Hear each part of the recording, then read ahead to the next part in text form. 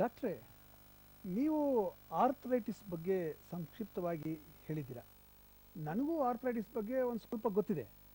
ನಮ್ಮ ವೀಕ್ಷಕರಲ್ಲಿ ಕೆಲವರಿಗೆ ಆರ್ಥರೈಟಿಸ್ ಬಗ್ಗೆ ಏನೂ ಗೊತ್ತಿರಲ್ಲ, ಕೆಲವರಿಗೆ ಒಂದು ಸ್ವಲ್ಪ ಗೊತ್ತಿರುತ್ತೆ, ಕೆಲವರಿಗೆ ಸಂಪೂರ್ಣವಾಗಿ ಗೊತ್ತಿರುತ್ತೆ. ಆದರೂ ನಿಮಗೆ ಏನಾದರೂ ಅನುಮಾನಗಳಿದ್ದರೆ ನಮ್ಮ ಸ್ಕ್ರೀನ್ ಕೆಳಗಡೆ ಕಾಣಿಸ್ತಿರೋ ನಂಬರು, ಅದಕ್ಕೆ ಕರೆ ಮಾಡಿ ನೇರವಾಗಿ ನಮ್ಮ ಹೋಮಿಯೋಪತಿ ವೈದ್ಯರ ಜೊತೆ ಮಾತಾಡಿ. ಡಾಕ್ಟರ್, ನನ್ನ ಮೊದಲನೇ ಪ್ರಶ್ನೆ, ಮನುಷ್ಯನ ದೇಹದಲ್ಲಿ ಮೂಳೆಗಳ ರಚನೆ ಮತ್ತು ಅವುಗಳ ಪಾತ್ರಗಳೇನು? ಖಂಡಿತ.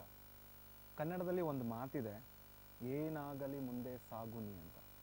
ಆ ಸಾಗೋದಕ್ಕೆ ಮನುಷ್ಯನ ದೇಹದ ಮೂಳೆಗಳಾಗಿರ್ಬೋದು, ಜಾಯಿಂಟ್ಗಳಾಗಿರ್ಬೋದು, ಸಂಧಿಗಳಾಗಿರ್ಬೋದು, ಇದು ಬಹಳನೇ ಮುಖ್ಯ ಪಾತ್ರ ವಹಿಸುತ್ತೆ ಅಂತ ಹೇಳ್ಬೋದಾಗುತ್ತೆ. ಮೊದಲನೇದಾಗಿ ಈ ಜಾಯಿಂಟಲ್ಲಿ ಸಮಸ್ಯೆಗಳು ಉಂಟಾದಾಗ, ಈಗ ಜಾಯಿಂಟ್ ಆಗಿರ್ಬೋದು, ಮೂಳೆಗಳಾಗಿರ್ಬೋದು, ದಿನನಿತ್ಯ ಜೀವನದಲ್ಲಿ ನಾವು ಕೂತ್ಕೊಳ್ಳೇಬೇಕಾಗತ್ತೆ, ಎದೊಳ್ಬೇಕಾಗತ್ತೆ, ಮಲ್ಕೊಳ್ಬೇಕಾಗತ್ತೆ, ಮೂವ್ಮೆಂಟ್ ಮಾಡಬೇಕಾಗತ್ತೆ, ಕೆಲಸ ಮಾಡಬೇಕಾಗತ್ತೆ. ಸೊ ಇದಕ್ಕೆಲ್ಲ ಸಪೋರ್ಟಿವ್ ಆಗಿ ಮಾಡ್ತಾ ಇರುವಂಥದ್ದು ಈ ಜಾಯಿಂಟ್. ಓಕೆ, ಸೊ ಇಲ್ಲಿ ಸಮಸ್ಯೆ ಉಂಟಾದಾಗ ನಾನಾ ಥರದ ಒಂದು ಆರ್ಥರೈಟಿಸ್ ಸಮಸ್ಯೆಗಳಾಗಿರ್ಬೋದು, ನಾನಾ ಥರದ ಒಂದು ಮೂಳೆಗಳ ಸಮಸ್ಯೆ ಆಗಿರ್ಬೋದು, ಇವತ್ತಿನ ದಿನಗಳಲ್ಲಿ ಜನರು ಸಫರ್ ಮಾಡ್ತಾ ಇದ್ದಾರೆ. ಸೊ ಅದರಲ್ಲಿ ಒಂದಾಗಿರುವಂಥ ಆರ್ಥರೈಟಿಸ್, ಸಂಧಿವಾತ ಇವತ್ತಿನ ವಿಷಯವಾಗಿ ನಾವು ಆಯ್ಕೆ ಮಾಡ್ಕೊಂಡಿರುವಂಥದ್ದು. ನಮ್ಮ ದೇಹಗಳಲ್ಲಿ, ನಮ್ಮ ಮೂಳೆಗಳಲ್ಲಿ ಯಾವಾಗ ಉರಿಯೂತ ಕಾಣ್ತಾ ಬರ್ತಾ ಇರುತ್ತೆ, ಸವೆತ ಕಾಣ್ತಾ ಬರ್ತಾ ಇರುತ್ತೆ, ನೋವುನ ಕಾಣ್ತಾ ಬರ್ತಾ ಇರುತ್ತೆ, ಇದ್ರಲ್ಲೆಲ್ಲ ಮುಖ್ಯವಾದ ಒಂದು ಸಮಸ್ಯೆ ಅಂತ ಹೇಳಿದ್ರೆ ಈ ಆರ್ಥರೈಟಿಸ್. ಆರ್ಥರೈಟಿಸ್ ನಾವು ಸಂಧಿವಾತ ಅಂತ ಹೇಳಿ ಕರಿತೇವೆ.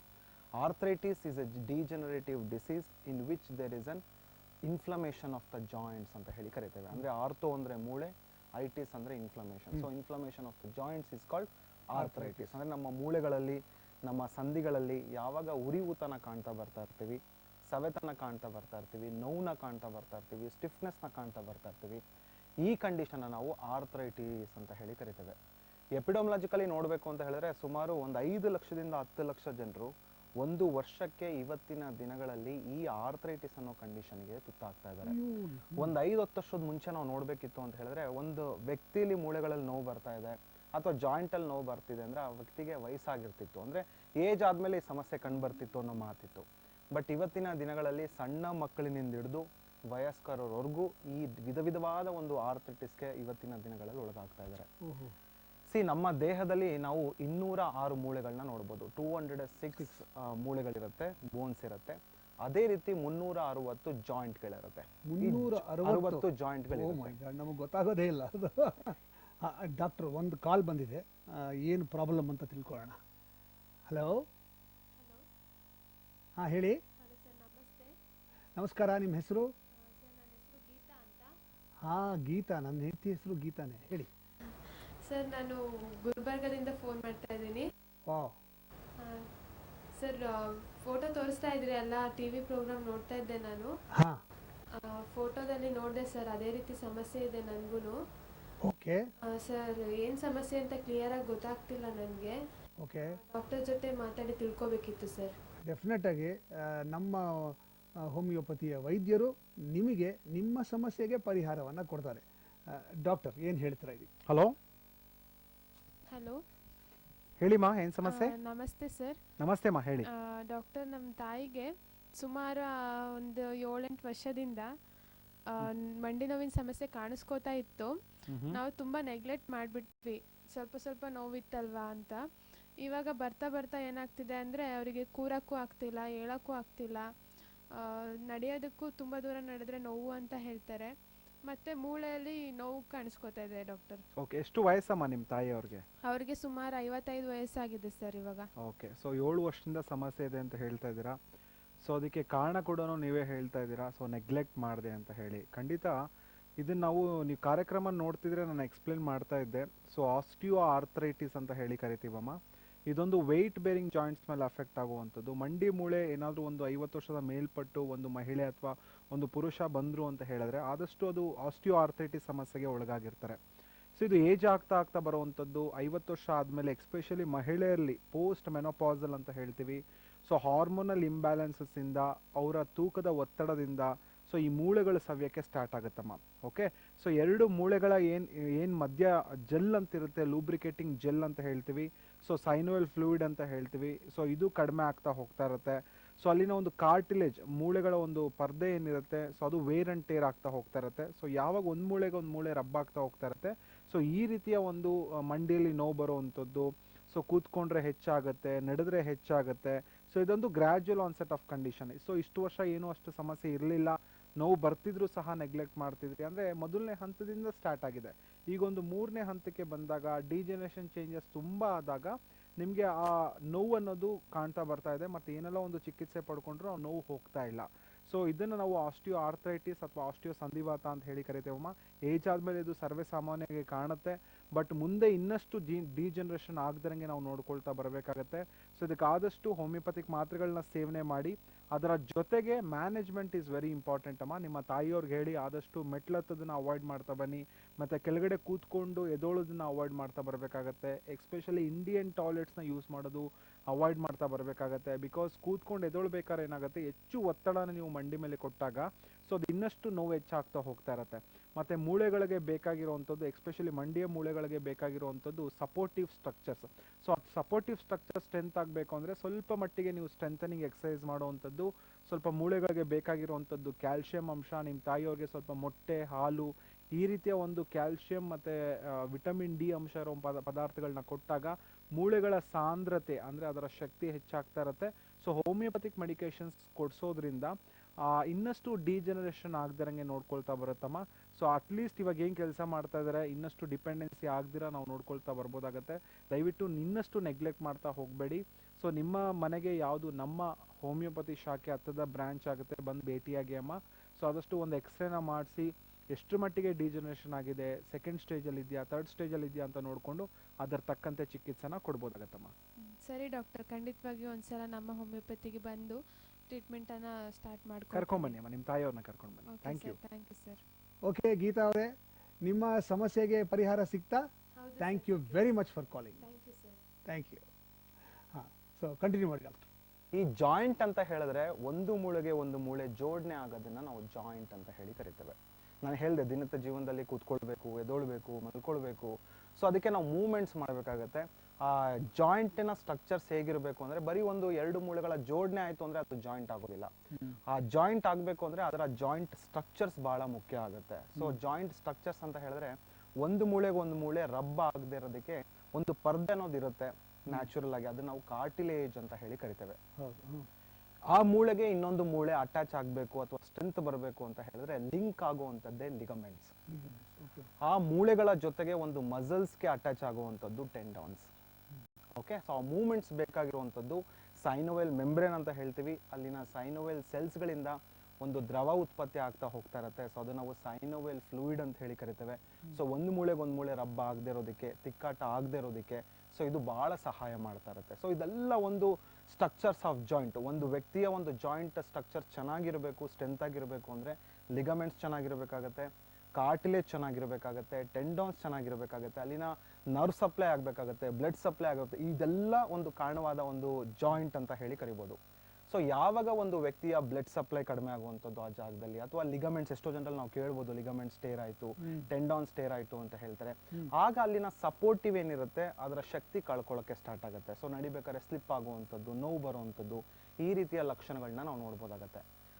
ಸೊ ಇವತ್ತಿನ ದಿನಗಳಲ್ಲಿ ನಾವು ಈ ಜಾಯಿಂಟ್ಸ್ ಪೈನ್ ಅಥವಾ ಆರ್ಥ್ರೈಟಿಸ್, ಸಂಧಿವಾತ ತುಂಬ ಜನರಲ್ಲಿ ನಾವು ಈ ಅರ್ಲಿ ಏಜಲ್ಲಿ ಕಾಣ್ತಾ ಬರ್ತಾ ಇರ್ತೀವಿ. ಸೊ ಅದನ್ನ ನಾವು ಪ್ರಿಕಾಸಿಟಿ ಅಂತ ಹೇಳಿ ಕರಿತೇವೆ. 60 ವರ್ಷದಲ್ಲಿ ಬರೋ ಕಾಯಿಲೆಗಳಿಗೆ 40 ವರ್ಷಕ್ಕೆ ಬರ್ತಾ ಇದೆ, 40 ವರ್ಷದಲ್ಲಿ ಬರೋ ಕಾಯಿಲೆಗಳಿಗೆ 20 ವರ್ಷಕ್ಕೆ ಬರ್ತಾ ಇದೆ. ಸೊ ಇದಕ್ಕೆ ಮುಖ್ಯವಾದ ಕಾರಣ ಅಂತ ಹೇಳಿದ್ರೆ ನಮ್ಮ ಜೀವನ ಶೈಲಿ, ಅಂದರೆ ನಮ್ಮ ಲೈಫ್ ಸ್ಟೈಲ್, ನಮ್ಮ ಆಹಾರ ಪದ್ಧತಿ ಇರ್ಬೋದು, ಆಹಾರ ಸೇವನೆ ಇರ್ಬೋದು. ನಾವು ತಗೊಳ್ಳುವಂಥ ಆಹಾರ ಪದ್ಧತಿ ನಮ್ಮ ದೇಹಕ್ಕೆ ಅದು ಒದಗ್ತಾ ಇಲ್ಲ, ಅಂದರೆ ನಮ್ಮ ದೇಹಕ್ಕೆ ಏನು ಬೇಕೋ ಅದು ನಾವು ಸೇವನೆ ಮಾಡ್ತಾ ಇಲ್ಲ. Just we are going for a tasty food. ನಾಲ್ಗೆಗೆ ಏನು ಬೇಕೋ ಅದನ್ನು ಮಾತ್ರ ನಾವು ಸೇವನೆ ಮಾಡ್ತಾ ಇದ್ದೀವಿ. ಈ ಕಾರಣದಿಂದ ಆರ್ಥ್ರೈಟಿಸ್ ಅರ್ಲಿ ಸ್ಟೇಜಸ್ಸಲ್ಲಿ ಬರುವಂಥ ಸಾಧ್ಯತೆಗಳು ಖಂಡಿತ ಇರುತ್ತೆ. ಸೊ ಅದೇ ರೀತಿ ಒಬೇಸಿಟಿ ಅಂತ ಹೇಳ್ತೀವಿ ಸರ್, ಅಂದರೆ ಸ್ಥೂಲಕಾಯ, ಬೊಜ್ಜುತನ. ಸೊ ನಮ್ಮ ಮಕ್ಕಳನ್ನ ನಾವೇ ಹಾಳು ಮಾಡ್ತಾ ಇದ್ದೀವಿ. ಸೊ ಅವ್ರಿಗೆ ಫಾಸ್ಟ್ ಫುಡ್ ಕೊಡಿಸೋವಂಥದ್ದು, ಪಿಜ್ಜಾ, ಬರ್ಗರ್ ಕೊಡಿಸೋವಂಥದ್ದು. ಸೊ ಇದರಿಂದ ಏನಾಗುತ್ತೆ, ನಮ್ಮ ಮೂಳೆಗಳ ಸಾಂದ್ರತೆ ಕಡಿಮೆ ಆಗ್ತಾ ಇದೆ, ನಾವು ಜಾಯಿಂಟ್ ಮೇಲೆ ಇರುವಂಥ ಒಂದು ಶಕ್ತಿ ಕಡಿಮೆ ಆಗ್ತಾ ಇದೆ, ವೀಕ್ನೆಸ್ ಆಗ್ತಾ ಇದೆ. ಸೊ ಇದರಿಂದ ಒಂದು ಫುಡ್ ಹ್ಯಾಬಿಟ್ಸಿಂದ ಒಂದು ಆರ್ಥ್ರೈಟಿಸ್ ಅರ್ಲಿ ಸ್ಟೇಜಸಲ್ಲಿ ಬರುವಂಥ ಸಾಧ್ಯತೆಗಳು ಖಂಡಿತ ಇರುತ್ತೆ. ಸೊ ಅದೇ ರೀತಿ ನಮ್ಮ ಈ ಮೊಬೈಲ್ಸ್ ಯೂಸ್ ಮಾಡುವಂಥದ್ದು. ಸೊ ಇವತ್ತಿನ ಜಗ ಅಂತ ಹೇಳಿದ್ರೆ ಒಂದು ಗ್ಯಾಜೆಟ್ಸ್ ಯುಗ ಅಂತಾನೆ ಹೇಳ್ತೀವಿ. ಸೊ ಎಲ್ಲರ ಕೈಯಲ್ಲೂ ಚಿಕ್ಕ ಮಕ್ಕಳನ್ನ ಹಿಡಿದು ಮೊಬೈಲ್ಸ್ ಯೂಸ್ ಮಾಡ್ತಾ ಹೋಗ್ತಾ ಇರ್ತಾರೆ, ಟ್ಯಾಬ್ಸ್ಗಳನ್ನ ಯೂಸ್ ಮಾಡ್ತಾ ಹೋಗ್ತಾ ಇರ್ತಾರೆ. ಸೊ ಅದರಲ್ಲಿ ನೈಟ್ ಹೊತ್ತು ಹೆಚ್ಚು ಅದರಲ್ಲಿ ಕೆಲಸ ಮಾಡುವಂಥ ಸಮಸ್ಯೆಗಳು ಹೆಚ್ಚಾಗ್ತಾ ಇರೋದ್ರಿಂದ ಆರ್ಥರೈಟಿಸ್ ಇವತ್ತಿನ ದಿನಗಳ ಅರ್ಲಿ ಸ್ಟೇಜಸಲ್ಲಿ ಬರುವಂಥ ಸಾಧ್ಯತೆಗಳು ಖಂಡಿತ ಇರುತ್ತೆ. ಅದೇ ರೀತಿ ಸಣ್ಣ ಮಕ್ಕಳಲ್ಲಿ ನಾವು ನೋಡ್ಬೋದು, ಒಂದು 10 kg ಬ್ಯಾಗ್ ಹೊರುವಂಥದ್ದು, 15 kg ಬ್ಯಾಗ್ ಹೊರುವಂಥದ್ದು, ತುಂಬ ವೆಯ್ಟ್ ಲಿಫ್ಟ್ ಮಾಡುವಂಥದ್ದು. ಸೊ ಇದು ದಿನದ ಕೆಲಸನೇ ಆಗ್ತಾ ಇದೆ ಅವ್ರಿಗೆ. ಸೊ ಇದರಿಂದ ಮೂಳೆಗಳಲ್ಲಿ ನೋವು ಬರುವಂಥದ್ದು, ಜಾಯಿಂಟಲ್ಲಿ ನೋವು ಬರುವಂಥ ಸಮಸ್ಯೆಗಳು ಹೆಚ್ಚಾಗ್ತಾ ಇದೆ. ಸೊ ಅದೇ ರೀತಿ ಹುಡುಗಿರಲ್ಲಿ ನಾವು ನೋಡ್ಬೋದು, ಎಷ್ಟೋ ಹೆಣ್ಮಕ್ಳಲ್ಲಿ ಹೈ ಹೀಲ್ಡ್ ಸ್ಲಿಪ್ಪರ್ಸ್ಗಳನ್ನ ಹಾಕೊಳ್ತಾರೆ. ಓಕೆ, ಹಾರ್ಮೋನಲ್ ಇಂಬ್ಯಾಲೆನ್ಸಸ್ ಇಂದ ಆಗ್ತಾ ಇರುತ್ತೆ. ಎಕ್ಸ್ಪೆಷಲಿ ಮೆಂಟಲ್ ಸ್ಟ್ರೆಸ್, ಯಾರಿಗಿಲ್ಲ ಮಾನಸಿಕ ಒತ್ತಡ. ಸೊ ಇವತ್ತಿನ ದಿನಗಳಲ್ಲಿ ಸಣ್ಣ ಮಕ್ಕಳಿಂದ ಹಿಡಿದು ಸಾಫ್ಟ್ವೇರ್ ಇಂಜಿನಿಯರ್ವರೆಗೂ ಈ ಮಾನಸಿಕ ಒತ್ತಡ, ಸ್ಟ್ರೆಸ್ ಅನ್ನೋದು ನೋಡ್ತಾ ಇದೀವಿ. ಸೊ ಮಾನಸಿಕ ಒತ್ತಡದಿಂದ ದೈಹಿಕ ಶ್ರಮ ಕಡಿಮೆ ಆಗ್ತಾ ಇರೋದ್ರಿಂದ ಈ ರೀತಿಯ ಒಂದು ಆರ್ಥರೈಟಿಸ್ ಅಥವಾ ಸಂಧಿವಾತ ಇವತ್ತಿನ ದಿನಗಳಲ್ಲಿ ಅರ್ಲಿ ಏಜಲ್ಲಿ ಬರುವಂಥ ಸಾಧ್ಯತೆಗಳು ಹೆಚ್ಚಿರುತ್ತೆ. ಎಷ್ಟೋ ಜನರಲ್ಲಿ ನಾವು ನೋಡ್ಬೋದು, ಈಗ 45 ವರ್ಷ 50 ವರ್ಷ ಆದಮೇಲೆ ಜಾಯಿಂಟ್ ಪೇನ್ ಬರುವಂಥದ್ದು ಅಥವಾ ಮಂಡಿಲಿ ನೋವು ಬರುವಂಥದ್ದು, ಸೊಂಟದಲ್ಲಿ ನೋವು ಬರುವಂಥದ್ದು ಸರ್ವೇ ಸಾಮಾನ್ಯವಾಗಿ ನಾವು ನೋಡ್ತೀವಿ. ಸೊ ಇದೊಂದು ಏಜ್ ರಿಲೇಟೆಡ್ ಫ್ಯಾಕ್ಟರ್ ಆಗಿ ನಾವು ನೋಡ್ತಿದ್ವಿ ತುಂಬ ವರ್ಷ. ಬಟ್ ಇವತ್ತಿನ ದಿನಗಳಲ್ಲಿ ನಾನಾ ಥರದ ಒಂದು ಆರ್ಥರೈಟಿಸ್, ಮೆಡಿಕಲಿ ನಾವು ಹೇಳ್ತೀವಿ there are more than 100 types of arthritis ಅಂತ.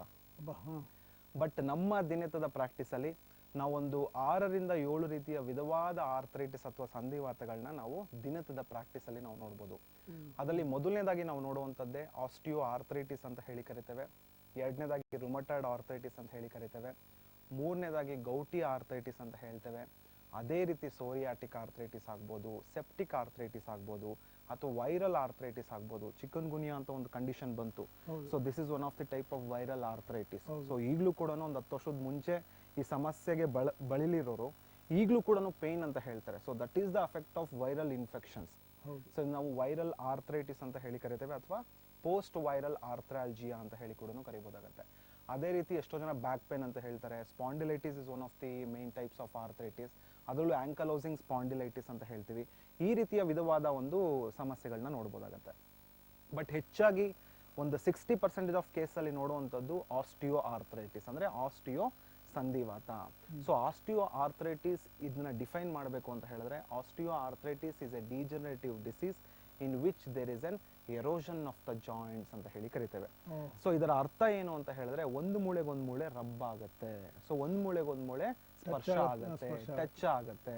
ಸೊ ಜಾಯಿಂಟ್ ಸ್ಟ್ರಕ್ಚರ್ ಹೇಗಿರುತ್ತೆ, ಒಂದ್ ಮೂಳೆಗೊಂದು ಮೂಳೆ ಟಚ್ ಆಗದೆ ಇರೋದಕ್ಕೆ ಅದು ಸ್ಟ್ರಕ್ಚರ್ ಆಗ್ತಾ ಹೋಗ್ತಾ ಇರುತ್ತೆ. ಬಟ್ ಯಾವಾಗ ನಮ್ಮ ಲೈಫ್ ಸ್ಟೈಲ್ ಚೇಂಜಸ್ ಆಗ್ತಾ ಇರುತ್ತೆ, ನಾವು ಹೇಳ್ತಾ ಇರ್ತೀವಿ ಭಾರತ ಒಂದು ಕೃಷಿ ಪ್ರಧಾನ ದೇಶ, ಆದ್ರೂ ಸಹ ಜನರಲಿ ಭಾರತದಲ್ಲಿ ಅತಿ ಹೆಚ್ಚು ನಾವು ಈ ಆರ್ಥರೈಟಿಸ್ ಪೇಷಂಟ್ಗಳನ್ನ ನೋಡ್ಬೋದು. ಯಾಕಂದ್ರೆ ನಾವು ಕೆಲಸ ಮಾಡೋ ಒತ್ತಡಗಳಾಗಿರ್ಬೋದು, ನಾವು ಜಾಯಿಂಟ್ ಮೇಲೆ ಕೊಡುವಂತ ಒಂದು ಪ್ರೆಷರ್ಸ್ ಆಗಿರ್ಬೋದು. ಸೊ ಇದರಿಂದ ಅರ್ಲಿ ಏಜ್ ಅಲ್ಲೇ ಆರ್ಥರೈಟಿಸ್ ಕಂಡು ಬರ್ತಾ ಇದೆ. ಸೊ ಈ ಆಸ್ಟಿಯೋ ಆರ್ಥರೈಟಿಸ್ ಅನ್ನೋದು ಲಾರ್ಜರ್ ಜಾಯಿಂಟ್ಸ್ ಮೇಲೆ ಹೆಚ್ಚಾಗಿ ಅಫೆಕ್ಟ್ ಆಗುವಂಥದ್ದು, ಅಥವಾ ವೆಯ್ಟ್ ಬೇರಿಂಗ್ ಜಾಯಿಂಟ್ಸ್ ಅಂತ ಹೇಳಿ ಕರಿತೇವೆ. ಅಂದ್ರೆ ನಮ್ಮ ತೂಕ ಯಾವುದು ಹೊರುತ್ತೆ, ನೀವು ಹೇಳ್ದಂಗೆ ಮಂಡಿ ಮೂಳೆಯಲ್ಲಿ ಹೆಚ್ಚು ಸಮಸ್ಯೆಗಳು ಕೊಡುತ್ತೆ. ಅದೇ ರೀತಿ ಸೊಂಟದ ಮೂಳೆಗಳಾಗಿರ್ಬೋದು, ಹಿಪ್ ಜಾಯಿಂಟ್ ಅಂತ ಹೇಳಿ ಕರಿತೇವೆ, ಹಿಪ್ ಬೋನ್ ಅಂತ ಹೇಳಿ ಕರಿತೇವೆ. ಅದೇ ರೀತಿ ಬೆನ್ನಿನ ಮೂಳೆ ಆಗಿರ್ಬೋದು, ವರ್ಟಿಬ್ರೇಸ್ ಅಂತ ಹೇಳಿ ಕರಿತೇವೆ.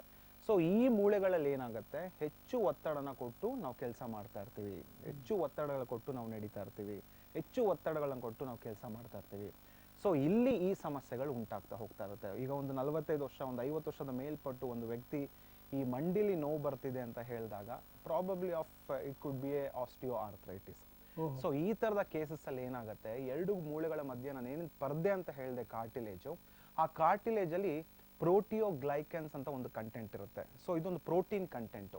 ಸೊ ಯಾವಾಗ ನಾವು ತೂಕ ಹೆಚ್ಚಾಗ್ತಾ ಹೋಗ್ತಾ ಇರ್ತೀವಿ ಅಥವಾ ಪ್ರೆಷರ್ ಹೆಚ್ಚಾಗ್ತಾ ಹೋಗ್ತಾ ಇರ್ತೀವಿ, ಆ ಪ್ರೋಟಿಯೋಗ್ಲೈಕನ್ಸ್ ಅಂತ ಕಂಟೆಂಟು ಅದು ರೆಡ್ಯೂಸ್ ಆಗ್ತಾ ಹೋಗ್ತಾ ಇರುತ್ತೆ.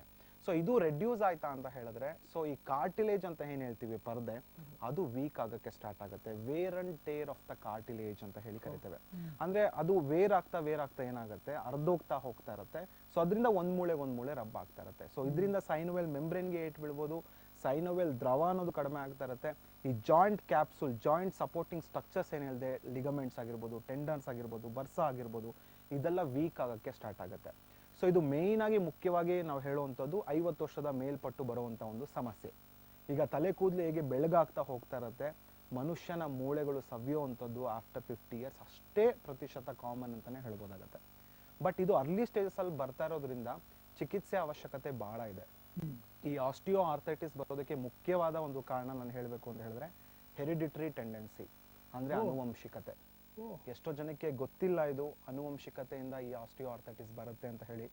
ತಂದೆಗೆ ಆಸ್ಟಿಯೋ ಆರ್ಥೈಟಿಸ್ ಇರುವಂಥದ್ದು ಅಥವಾ ತಾಯಿಗೆ ಆಸ್ಟಿಯೋ ಆರ್ಥೈಟಿಸ್ ಇರುವಂಥದ್ದು, ಮೆಟ್ರನಲ್ ಸೈಡ್ ಆಗಿರ್ಬೋದು, ಪೆಟ್ರನಲ್ ಸೈಡ್ ಆಗಿರ್ಬೋದು, ತಾತ ಅಜ್ಜಿಗೆ ಇರುವಂಥದ್ದು. ನಾವು ಕೂಡ ಒತ್ತಡದಲ್ಲಿ ಕೆಲಸ ಮಾಡ್ತಾ ಇದ್ದೀವಿ. ಸೊ ನನಗೂ ಅರ್ಲಿ ಏಜಲ್ಲಿ ಆಸ್ಟಿಯೋ ಆರ್ಥೈಟಿಸ್ ಬರುವಂಥ ಸಾಧ್ಯತೆಗಳು ಖಂಡಿತ ಇರುತ್ತೆ. ಎರಡನೇದಾಗಿ ನಾನು ಹೇಳುವಂಥದ್ದು ಓಲ್ಡ್ ಏಜಿಂಗ್, ಅಂದರೆ ಏಜ್ ಆಗ್ತಾ ಆಗ್ತಾ ಸಾಮಾನ್ಯವಾಗಿ ಮೂಳೆಗಳ ಸವೆತ ಉಂಟಾಗುವಂಥದ್ದು ಸರ್ವೇ ಸಾಮಾನ್ಯವಾಗಿ ನೋಡುವಂಥದ್ದು. ಈಗ 40 ವರ್ಷದಲ್ಲೂ ಜನ ಕೆಲಸ ಮಾಡ್ತಾ ಇದ್ದಾರೆ, 50 ವರ್ಷದಲ್ಲೂ ಕೆಲಸ ಮಾಡ್ತಾ ಇದ್ದಾರೆ, 60 ವರ್ಷ ಆದಮೇಲೆ ಸೆಡೆಂಟರಿ ಲೈಫಲ್ಲೂ ಕೆಲಸ ಮಾಡ್ತಾ ಇದ್ದಾರೆ. ಸೊ ಮೂಳೆಗಳ ಒತ್ತಡ ಕೊಡುವಂಥದ್ದು ದಿನೇ ದಿನೇ ಹೆಚ್ಚಾಗ್ತಾನೆ ಇದೆ ಹೊರತು ಕಡಿಮೆ ಆಗ್ತಾ ಇದೆ. ಸೊ ಇದರಿಂದ ಏಜ್ ಆಗ್ತಾ ಆಗ್ತಾ ಕೂಡ ಮಂಡಿಲಿ ನೋವು ಬರುವಂಥದ್ದು, ಬೆನ್ನಲ್ಲಿ ನೋವು ಬರುವಂಥದ್ದು, ಹಿಪ್ ಜಾಯಿಂಟ್ ಅಲ್ಲಿ ಪೇನ್ ಬರುವಂಥ ಸಮಸ್ಯೆಗಳು ಖಂಡಿತ ಇರುತ್ತೆ. ಅದೇ ರೀತಿ ಒಂದು ಮೂರನೇ ಕಾರಣವಾಗಿ ನಾವು ನೋಡುವಂಥದ್ದೇ obesity and overweight. So ಇವತ್ತಿನ ದಿನಗಳಲ್ಲಿ ಸ್ಥೂಲಕಾಯ, ಬೊಜ್ಜುತನ, ವೆಯ್ಟ್ ಜಾಸ್ತಿ ಆಗ್ತಾ ಇರುವಂಥದ್ದು ಎಲ್ಲ ರೋಗಕ್ಕೂ ಒಂದು ಸರ್ವೇ ಸಾಮಾನ್ಯ ಆದ ಒಂದು ಕಾರಣ ಅಂತ ನಮಗೆ ಇವತ್ತಿನ ದಿನಗಳಲ್ಲಿ ತಿಳಿದು ಬರ್ತಾ ಇದೆ.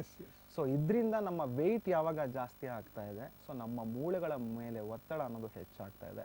ಸೊ ಈಗ ಒಂದು 5 kg ವೆಯ್ಟ್ ಹೆಚ್ಚಾಯಿತು ಅಂದರೆ ಸಡನ್ ಆಗಿ ವೆಯ್ಟ್ ಬೇರಿಂಗ್ ಜಾಯಿಂಟ್ಸ್ ಮೇಲೆ ಪೇಯ್ನ್ ಬರೋದಿಲ್ಲ. ಸೊ ನಮ್ಮ ಬಾಡಿ ಯಾವ ರೀತಿ ಸ್ಟ್ರಕ್ಚರ್ ಆಗಿರುತ್ತೆ ಅಂತ ಹೇಳಿದ್ರೆ ಎಷ್ಟು ಮಟ್ಟಿಗೆ ಲಿಮಿಟ್ ಆಗಿ ಅದು ಕ್ಯಾರಿ ಮಾಡ್ಬೋದು, ಅದು ತಡ್ಕೊಳ್ತಾ ಇರುತ್ತೆ. ಬಟ್ ತಡ್ಕೊಳ್ಳೋದಕ್ಕಿಂತ ಹೆಚ್ಚು ಅದಕ್ಕೆ ಲಿಮಿಟ್ ಇಲ್ಲದೆ ನಾವು ಅದಕ್ಕೆ ಒತ್ತಡ ಕೊಡ್ತಾ ಇರ್ತೀವಿ. ಸೊ ಆಗ ಈ ರೀತಿಯ ಮೂಳೆಗಳಲ್ಲಿ ನೋವು ಬರುವಂಥದ್ದು, ಸಂಧಿಗಳಲ್ಲಿ ನೋವು ಬರುವಂಥದ್ದು, ಸ್ಟಿಫ್ನೆಸ್ ಆಗುವಂಥದ್ದು ಲಕ್ಷಣಗಳು ನಾವು ನೋಡ್ತಾ ಹೋಗ್ಬೋದಾಗತ್ತೆ. ಡಾಕ್ಟರ್ ಇನ್ನೊಂದು ಕಾಲ್ ಬಂದಿದೆ. ಹಲೋ ಹಲೋ, ನಮಸ್ಕಾರ ಸರ್. ನಮಸ್ಕಾರ ರೀ. ತಮ್ಮ ಹೆಸರು?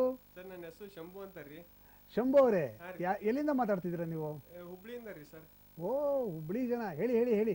ಸರ್ ನಿಮ್ದು ಪ್ರೋಗ್ರಾಮ್ ನೋಡ್ತಾ ಇದ್ದೆ, ಹಾಗೆ ನಿಮ್ ಜೊತೆ ಮಾತಾಡಿ ನಮ್ಗೆ ಸ್ವಲ್ಪ ಖುಷಿ ಅನಿಸ್ತ್ರಿ. ಹೇ, ಭಾಳ ಸಂತೋಷ ರೀ, ನನಗೂ ಖುಷಿ. ಹೇಳಿ. ಸರ್ ಸ್ವಲ್ಪ ನಂಗೆ ಚಿಕನ್ ಗುಂಡೆ ಬಂದಿದೆ ಸರ್, ಒಂದು 6 ತಿಂಗಳಿನ ಕಡೆ. ಸೊ ಅದ್ರ ಬಗ್ಗೆ ಪರಿಹಾರ ತಿಳ್ಕೊಬೇಕಂತ ಡಾಕ್ಟರ್ ಜೊತೆ ಮಾತಾಡ್ಬೇಕಂತ ಕಾಲ್ ಮಾಡಿದೆ ಸರ್. ಡೆಫಿನೆಟ್ ಆಗಿ ನಮ್ಮ ಹೋಮಿಯೋಪತಿ ವೈದ್ಯರು ನಿಮ್ಮ ಚಿಕನ್ ಗುನಿಯಾಯಿಂದ ಆಗ್ತಿರ್ತಕ್ಕಂಥ ಸಮಸ್ಯೆಗೆ ಪರಿಹಾರವನ್ನ ನಿಮಗೆ ನಿಜವಾಗ್ಲೂ ಕೊಡ್ತಾರೆ. ಮಾತಾಡಿ ಅವ್ರ ಜೊತೆ. Sir hello. ಹಲೋ ಸರ್, ನಮಸ್ಕಾರ ರೀ. ನಮಸ್ತೆ ಶಂಭು ಅವರೇ, ಹೇಳಿ ಏನು ಸಮಸ್ಯೆ? ಸರ್ ನಾನು ಹುಬ್ಳಿಯಿಂದ ಮಾತಾಡೋದ್ರಿ. ಹೇಳಿ ಶಂಭು ಅವರೇ. ಸರ್ ನನಗೆ ಬ್ಯಾಕ್ ಪೇನ್ ಇದೆ ಸರ್. ನಾನು ಮೆಡಿಕಲ್ ರೆಪ್ರೆಸೆಂಟೇಟಿವ್. ಓಕೆ. ಹಾಂ ಸರ್, ನಂದು ಬ್ಯಾಕ್ ಪೇನ್ ಇದೆ ಸರ್. ಒಂದು 2 ವರ್ಷದಿಂದ ತುಂಬ ನೋವ್ತಾ ಇದೆ. ದಿನಕ್ಕೆ ಎಷ್ಟು ಕಿಲೋಮೀಟರ್ ಡ್ರೈವ್ ಮಾಡ್ತೀರಾ? ಒಂದು 30 ಇಂದ 40 ಕಿಲೋಮೀಟರ್ ಹೋಗ್ತೇನೆ ಸರ್. ಓಕೆ. ಎಷ್ಟು ವಯಸ್ಸು ಶಂಭು ಅವರೇ ನಿಮಗೆ? ಇವಾಗ 30 ವರ್ಷ ಸರ್ ನನಗೆ. ಓಕೆ. ಬ್ಯಾಕ್ ಪೇನ್ ಅಂತ ಹೇಳ್ತಾ ಇದ್ದೀರಾ, ಎಲ್ಲಾದ್ರೂ ವೈದ್ಯರನ್ನ ಭೇಟಿ ಆಗಿದ್ರಾ? ಏನಾದರೂ ಪರೀಕ್ಷೆಗಳಿಗೆ ಒಳಗಾಗಿದ್ರಾ? ಹಾಂ ಸರ್, ಅಲೋಪತಿ ಟ್ರೀಟ್ಮೆಂಟ್ ಸ್ಟಾರ್ಟ್ ಮಾಡಿದ್ದೇನೆ ಸರ್. ಅವರು ಅದು ನೋವು ಮಾತ್ರೆ ಕೊಟ್ಟಿರ್ತಾರೆ. ಓಕೆ. ಏನಾದರೂ ಡಯಾಗ್ನೋಸ್ ಮಾಡಿದಾರಾ ಇದೇ ಸಮಸ್ಯೆ ಆಗಿದೆ ಅಥವಾ ಏನಾದರೂ ತೊಂದರೆ ಅಂತ ಹೇಳಿದಾರಾ? ಅದೇನೋ ಡಿಸ್ಕ್ ಅಂತ ಹೇಳಿದ್ದಾರೆ ಸರ್ ಲ್ಯಾಬಲ್ಲಿ. ಓಕೆ. ಸೊ ತುಂಬ ವರ್ಷದಿಂದ ಈ ಡ್ರೈವಿಂಗ್ ಕೆಲಸಗಳನ್ನ ಮಾಡ್ತಾ ಇರ್ತೀರಾ. ತುಂಬ ಜನ ನಿಮ್ಮ ಥರ ಆಕ್ಯುಪೇಷನಲ್ಲಿ ಇರ್ತಾರೆ. ಸೊ ಅಂಥವ್ರಿಗೆ ಏನಾಗುತ್ತೆ, ಒಂದಲ್ಲ ಒಂದು ದಿವಸ ಈ ಕತ್ತು ನೋವು ಬರುವಂಥದ್ದು, ಬ್ಯಾಕ್ ಪೇನ್ ಬರುವಂಥದ್ದು, ಬೆನ್ನಿನಲ್ಲಿ ಎಳ್ತಾ ಬರುವಂಥ ಸಮಸ್ಯೆಗಳಿರುತ್ತೆ. ಸೊ ಇದು ನಾವು ಮೆಡಿಕಲಿ ಸ್ಪಾಂಡಿಲೈಟಿಸ್ ಅಂತ ಹೇಳ್ತೀವಿ. ಹೆಚ್ಚು ಯಾರು ಕೂತ್ಕೊಂಡೇ ಕೆಲಸ ಮಾಡ್ತಾರೆ, ಹೆಚ್ಚು ಯಾರು ಡ್ರೈವಿಂಗ್ ಕೆಲಸ ಹೆಚ್ಚು ಮಾಡ್ತಾರೆ, ಸೊ ಅಂಥವ್ರಿಗೆ ಲಂಬಾ ಸ್ಪಾಂಡಿಲೈಟಿಸ್ ಅಂತ ಹೇಳ್ತೀವಿ. ಸೊ ಸ್ಪಾಂಡಿಲೈಟಿಸ್ ಅಂತ ಹೇಳಿದ್ರೆ ನಮ್ಮ ಬೆನ್ನಿನ ಮೂಳೆ ಏನಿರುತ್ತೆ, ಪ್ರತಿಯೊಂದು ಮೂಳೆಗೂ as a cushion, as a shock absorb ಆಗಿರುವಂಥದ್ದು ಡಿಸ್ಕ್. ನೀವೇನು ಡಿಸ್ಕಲ್ಲಿ ಒಂದು ಸಮಸ್ಯೆ ಇದೆ ಅಂತ ಹೇಳಿದ್ರು ಅಂತ ಹೇಳ್ತಾ ಇದ್ದೀರಾ. ಸೊ ಆ ಡಿಸ್ಕ್ನ ನಾವು ಇಂಟರ್ವರ್ಟಿಬಲ್ ಡಿಸ್ಕ್ ಅಂತ ಹೇಳಿ ಕರಿತೇವೆ. ಸೊ ಇದು ಯಾವಾಗ ಒತ್ತಡಕ್ಕೆ ಹೆಚ್ಚಾಗ್ತಾ ಹೋಗ್ತಾ ಇರುತ್ತೆ, ಪ್ರೆಷರ್ ಹೆಚ್ಚಾಗ್ತಾ ಹೋಗ್ತಾ ಇರ್ತೀರಾ, ಸೊ ಅದೇನಾಗುತ್ತೆ, ಸ್ಲಿಪ್ ಆಗೋಕ್ಕೆ ಸ್ಟಾರ್ಟ್ ಆಗುತ್ತೆ. ಅದನ್ನು ನಾವು ಸ್ಲಿಪ್ಪಿಂಗ್ ಡಿಸ್ಕ್ ಅಥವಾ IVDP, ಇಂಟರ್ವರ್ಟಿಬ್ರಲ್ ಡಿಸ್ಕ್ ಪ್ರೊಲ್ಯಾಪ್ಸ್ ಅಂತ ಹೇಳ್ತೀವಿ. ಸೊ ಈ ರೀತಿಯ ಕಂಡೀಷನ್ಸು ನಿಮ್ಮಲ್ಲಿ ಆಗಿರುತ್ತೆ. ಸೊ ಅದಕ್ಕೆ ಒಂದು CT ಸ್ಕ್ಯಾನ್ನ ಮಾಡಿಸಿದ್ರೆ ಗೊತ್ತಾಗುತ್ತೆ. ಬರೀ ಆ ಡಿಸ್ಕ್ ಜರುಗುವಂಥದ್ದಲ್ಲ, ಆ ಡಿಸ್ಕ್ ಜರುಗ್ತಾ ಬಂತು ಅಂತ ಹೇಳಿದ್ರೆ ಅಲ್ಲಿ ಪಾಸ್ ಆಗುವಂಥ ನರಗಳ ಮೇಲೆ ಒತ್ತಡ ಅನ್ನೋದು ಹೆಚ್ಚಾಗ್ತಾ ಹೋಗ್ತಾ ಇರುತ್ತೆ. ಬರೀ ಬ್ಯಾಕ್ ಪೈನ್ ಒಂದೇ ಅಲ್ಲ, ತೊಡೆಯ ಹಿಂಭಾಗದಲ್ಲಿ ನೋವು ಬರುವಂಥದ್ದು, ಮೀನ್ಖಂಡದಲ್ಲಿ ನೋವು ಬರುವಂಥದ್ದು, ಅಲ್ಲಿ ಒಂದು ನರ ಬರುತ್ತೆ, ಅಂದರೆ ನರ್ವ್ ಬರುತ್ತೆ, ಸಯಾಟಿಕ್ ನರ್ವ್ ಅಂತ. ಇದ್ರ ಮೇಲೆ ಪ್ರೆಷರ್ ಹೆಚ್ಚಾದಾಗ ನಿಮಗೆ ಸಯಾಟಿಕಾ ಅಂತ ಒಂದು ಕಂಡೀಷನ್ ಬರುತ್ತೆ. ಅಟ್ಲೀಸ್ಟ್ ಈಗಲಾದರೂ ನೀವು ಆ ಡ್ರೈವಿಂಗ್ನ ಕಡಿಮೆ ಮಾಡ್ತಾ ಬನ್ನಿ. ಸೊ ಜೊತೆಗೆ ಹೌಸ್ ಹೋಲ್ಡ್ ವರ್ಕ್ ಮಾಡ್ತಾ ಬರಬೇಕಾಗತ್ತೆ ಅಥವಾ ಡೈಲಿ ಆಕ್ಟಿವಿಟೀಸ್ನ ಮಾಡಬೇಕಾಗತ್ತೆ. ಒಂದು ಅಡ್ವೈಸ್ ಕೊಡೋದಕ್ಕೆ ಇಷ್ಟಪಡ್ತೀನಿ. ಸೊ ಆದಷ್ಟು ಲಂಬೋ ಸ್ಯಾಕ್ರಲ್ ಬೆಲ್ಟ್ ಅಂತ ಬರುತ್ತೆ, ಈ ಬೆಲ್ಟ್ನ ವೇರ್ ಮಾಡಿ ನೀವು ದಿನದ ಚಟುವಟಿಕೆನ ಮಾಡ್ಬೋದಾಗತ್ತೆ. ತುಂಬ ಹೊತ್ತು ಒಂದೇ ಜಾಗದಲ್ಲಿ ಕೂತ್ಕೊಳ್ಳುವಂಥದ್ದು, ತುಂಬ ಹೊತ್ತು ಒಂದೇ ಜಾಗದಲ್ಲಿ ನಿಂತ್ಕೊಳ್ಳುವಂಥದ್ದು, ಎಕ್ಸ್ಪೆಷಲಿ ಭಾರ ಇರೋ ಪದಾರ್ಥನ ಎತ್ತುವಂಥದ್ದು ಆದಷ್ಟು ಅವಾಯ್ಡ್ ಮಾಡಿ ಶಂಭು ಅವರೇ. ಸೊ ಜೊತೆಗೆ ಹೋಮಿಯೋಪತಿಕ್ ಮಾತ್ರೆಗಳನ್ನ ಸೇವನೆ ಮಾಡ್ತಾ ಬನ್ನಿ. ಒಂದು ತಿಳ್ಕೊಳ್ಳಿ, ಇದು ಮೇಲೆ ನೋವಿನ ಮಾತ್ರೆ ತಗೊಳ್ಳೋದ್ರಿಂದ, ಮೇಲೆ ಮುಲಾಮ್ ಹಚ್ಚೋದ್ರಿಂದ ಎಷ್ಟೋ ಜನ ಸ್ಪ್ರೇಗಳನ್ನ ಅಪ್ಲೈ ಮಾಡ್ಕೊಳ್ತಾ ಹೋಗ್ತಾ ಇರ್ತಾರೆ, ತಕ್ಷಣಕ್ಕೆ ನೋವು ಕಡಿಮೆ ಆಗ್ತಾ ಹೋಗ್ತಾ ಇರುತ್ತೆ. ಸೊ ಇದು ಡಿಸ್ಕಲ್ಲಿ ಆಗಿರೋವಂಥ ಒಂದು ಸಮಸ್ಯೆ, ನರಗಳಿಗೆ ಆಗಿರೋವಂಥ ಒಂದು ಸಮಸ್ಯೆ. ಇದು ಇಂಟರ್ನಲ್ ಮೆಡಿಕೇಶನ್ಸ್ ಮೂಲಕನೇ ಇದನ್ನು ಸರಿಪಡಿಸ್ಬೇಕಾಗತ್ತೆ. ಹೋಮಿಯೋಪತಿ ಅನ್ನೋದು, ನಮ್ಮ ಹೋಮಿಯೋಪತಿಲಿ ಕೊಡುವಂಥದ್ದು ನಾವು ನ್ಯಾನೋ ಜೆನೆಟಿಕ್ ಕಾನ್ಸ್ಟಿಟ್ಯೂಷನ್ ಮೆಡಿಸನ್. ಬರೀ ನೋವಷ್ಟೇ ಕಡಿಮೆ ಆಗೋದಕ್ಕೆ ನಾವು ಔಷಧಿಗಳನ್ನ ಕೊಡೋದಿಲ್ಲ. ಆ ನೋವು ಕಡಿಮೆ ಆಗೋದಕ್ಕೆ ಏನು ಕಾರಣ, ಸೊ ಆ ರೋಗನ ನಾವು ಟ್ರೀಟ್ಮೆಂಟ್ನ ಕೊಡ್ತೀವಿ. ರೋಗ ಕಡಿಮೆ ಆಯಿತು ಅಂದರೆ ಆಟೋಮೆಟಿಕಲಿ ನೋವು ಕಡಿಮೆ ಆಗ್ತಾ ಹೋಗ್ತಾ ಇರುತ್ತೆ. ಮತ್ತು ಮಲ್ಕೊಳ್ಬೇಕಾದ್ರೆ ಒಂದು ಸಾಫ್ಟ್ ಪಿಲ್ಲೋನ ಬೆನ್ನಿನ ಹಿಂಬದಿಯಲ್ಲಿ ಇಟ್ಕೊಂಡು ನೀವು ಮಲ್ಕೊಳ್ತಾ ಬನ್ನಿ. ಸೊ ಇದೆರಡು ನಿಮಗೆ ಅಡ್ವೈಸ್ ಆಗ್ತಾ ಬರ್ತಾ ಇರುತ್ತೆ, ಹೆಲ್ಪ್ ಆಗ್ತಾ ಬರ್ತಾ ಇರುತ್ತೆ. ಸೊ ಇದನ್ನು ಸ್ವಲ್ಪ ದಿವಸ ಮಾಡಿ, ತದನಂತರ ಕೂಡ ನಿಮಗೆ ಇದರಿಂದ ಸಹಾಯ ಆಗ್ತಾ ಇಲ್ಲ, ನೋವು ಕಡಿಮೆ ಆಗ್ತಿಲ್ಲ ಅಂತ ಹೇಳಿದ್ರೆ ನಮ್ಮ ಹೋಮಿಯೋಪತಿಯ ನುರಿತ ವೈದ್ಯರು ನಿಮ್ಮ ಸಮಸ್ಯೆಗೆ ಯಾವತ್ತೂ ಸಹಾಯಕಾರಿಯಾಗಿರ್ತಾರೆ. ಹಾ ಸರ್. ಸರ್ ನಿಮ್ದು ಹುಬ್ಳಿಯಲ್ಲಿ ಏನಾದರೂ ಬ್ರಾಂಚಸ್ ಹಾಸ್ಪಿಟಲ್ ಇದೆ? ಖಂಡಿತ ಹುಬ್ಳಿಲಿ ನಮ್ಮ ಶಾಖೆ ಇದೆ. ಸೊ ಟಿವಿ ಪದ್ರ ಮೇಲೆ ಸ್ಕ್ರೀನ್ ಮೇಲೆ ಬರ್ತಿದೆ ನಂಬರ್ಸು. ಹಾ ನೀವು ಸರ್. ಕರೆ ಮಾಡಿ ಅಪಾಯಿಂಟ್ಮೆಂಟ್ ತಗೊಂಡು ಬನ್ನಿ, ನುರಿತ ವೈದ್ಯರು ಇರ್ತಾರೆ. ಸೊ ಆದಷ್ಟು ಬೇಗ ಚಿಕಿತ್ಸೆ ಪಡ್ಕೊಂಡಷ್ಟು ನಿಮ್ಮ ಸಮಸ್ಯೆನ ಆದಷ್ಟು ಬೇಗ ಗುಣಪಡಿಸ್ಕೊಳ್ಬೋದು ಅನ್ನೋದು ಹೇಳ್ಬೋದಾಗತ್ತೆ ಸರ್. ಸರಿ ಸರ್, ಸರಿ sir. Thank you. Thank you sir, thank you. ಧನ್ಯವಾದಗಳು ಕರೆ ಮಾಡಿದ್ದಕ್ಕೆ, ತುಂಬಾ ಖುಷಿ ಆಯ್ತು. ಮತ್ತೊಂದು ಕಾರಣವಾಗಿ ನಾವು ಆಸ್ಟಿಯೋ ಆರ್ಥೈಟಿಸ್ ಅಲ್ಲಿ ತುಂಬಾ ಜನಕ್ಕೆ ಈ ಮೆಕ್ಯಾನಿಕಲ್ ಸ್ಟ್ರೆಸ್ ಮೆಕ್ಯಾನಿಕಲ್ ಸ್ಟ್ರೆಸ್ ಅಂತ ಹೇಳ್ತೀವಿ. ತುಂಬಾ ಜನಕ್ಕೆ ಗೊತ್ತಿಲ್ಲ. ದಿನದ ಜೀವನದಲ್ಲಿ ನಾವು ಒಂದು 5 ಕಿಲೋಮೀಟರ್ ವಾಕಿಂಗ್ ಮಾಡಿದೆ ಡಾಕ್ಟರ್, ಒಂದು 8 ಕಿಲೋಮೀಟರ್ ವಾಕಿಂಗ್ ಮಾಡಿದೆ ಅಂತ ಹೇಳ್ತಾರೆ. ಸೊ ವಾಕಿಂಗ್ ಎಷ್ಟು ಮಾಡಬೇಕು, ನಮ್ಮ ಮೂಳೆಗಳಿಗೆ ಎಷ್ಟು ಪ್ರೆಷರ್ ಕೊಡಬೇಕು ಅಷ್ಟೇ ಕೊಡಬೇಕು.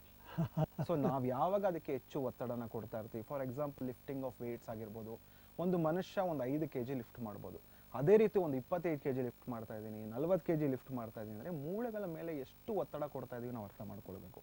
ಅದೇ ರೀತಿ ಒಂದು ಕ್ಲೈಂಬಿಂಗ್ ಸ್ಟೇರ್ಸ್ ಅಂತ ಹೇಳ್ತೀವಿ.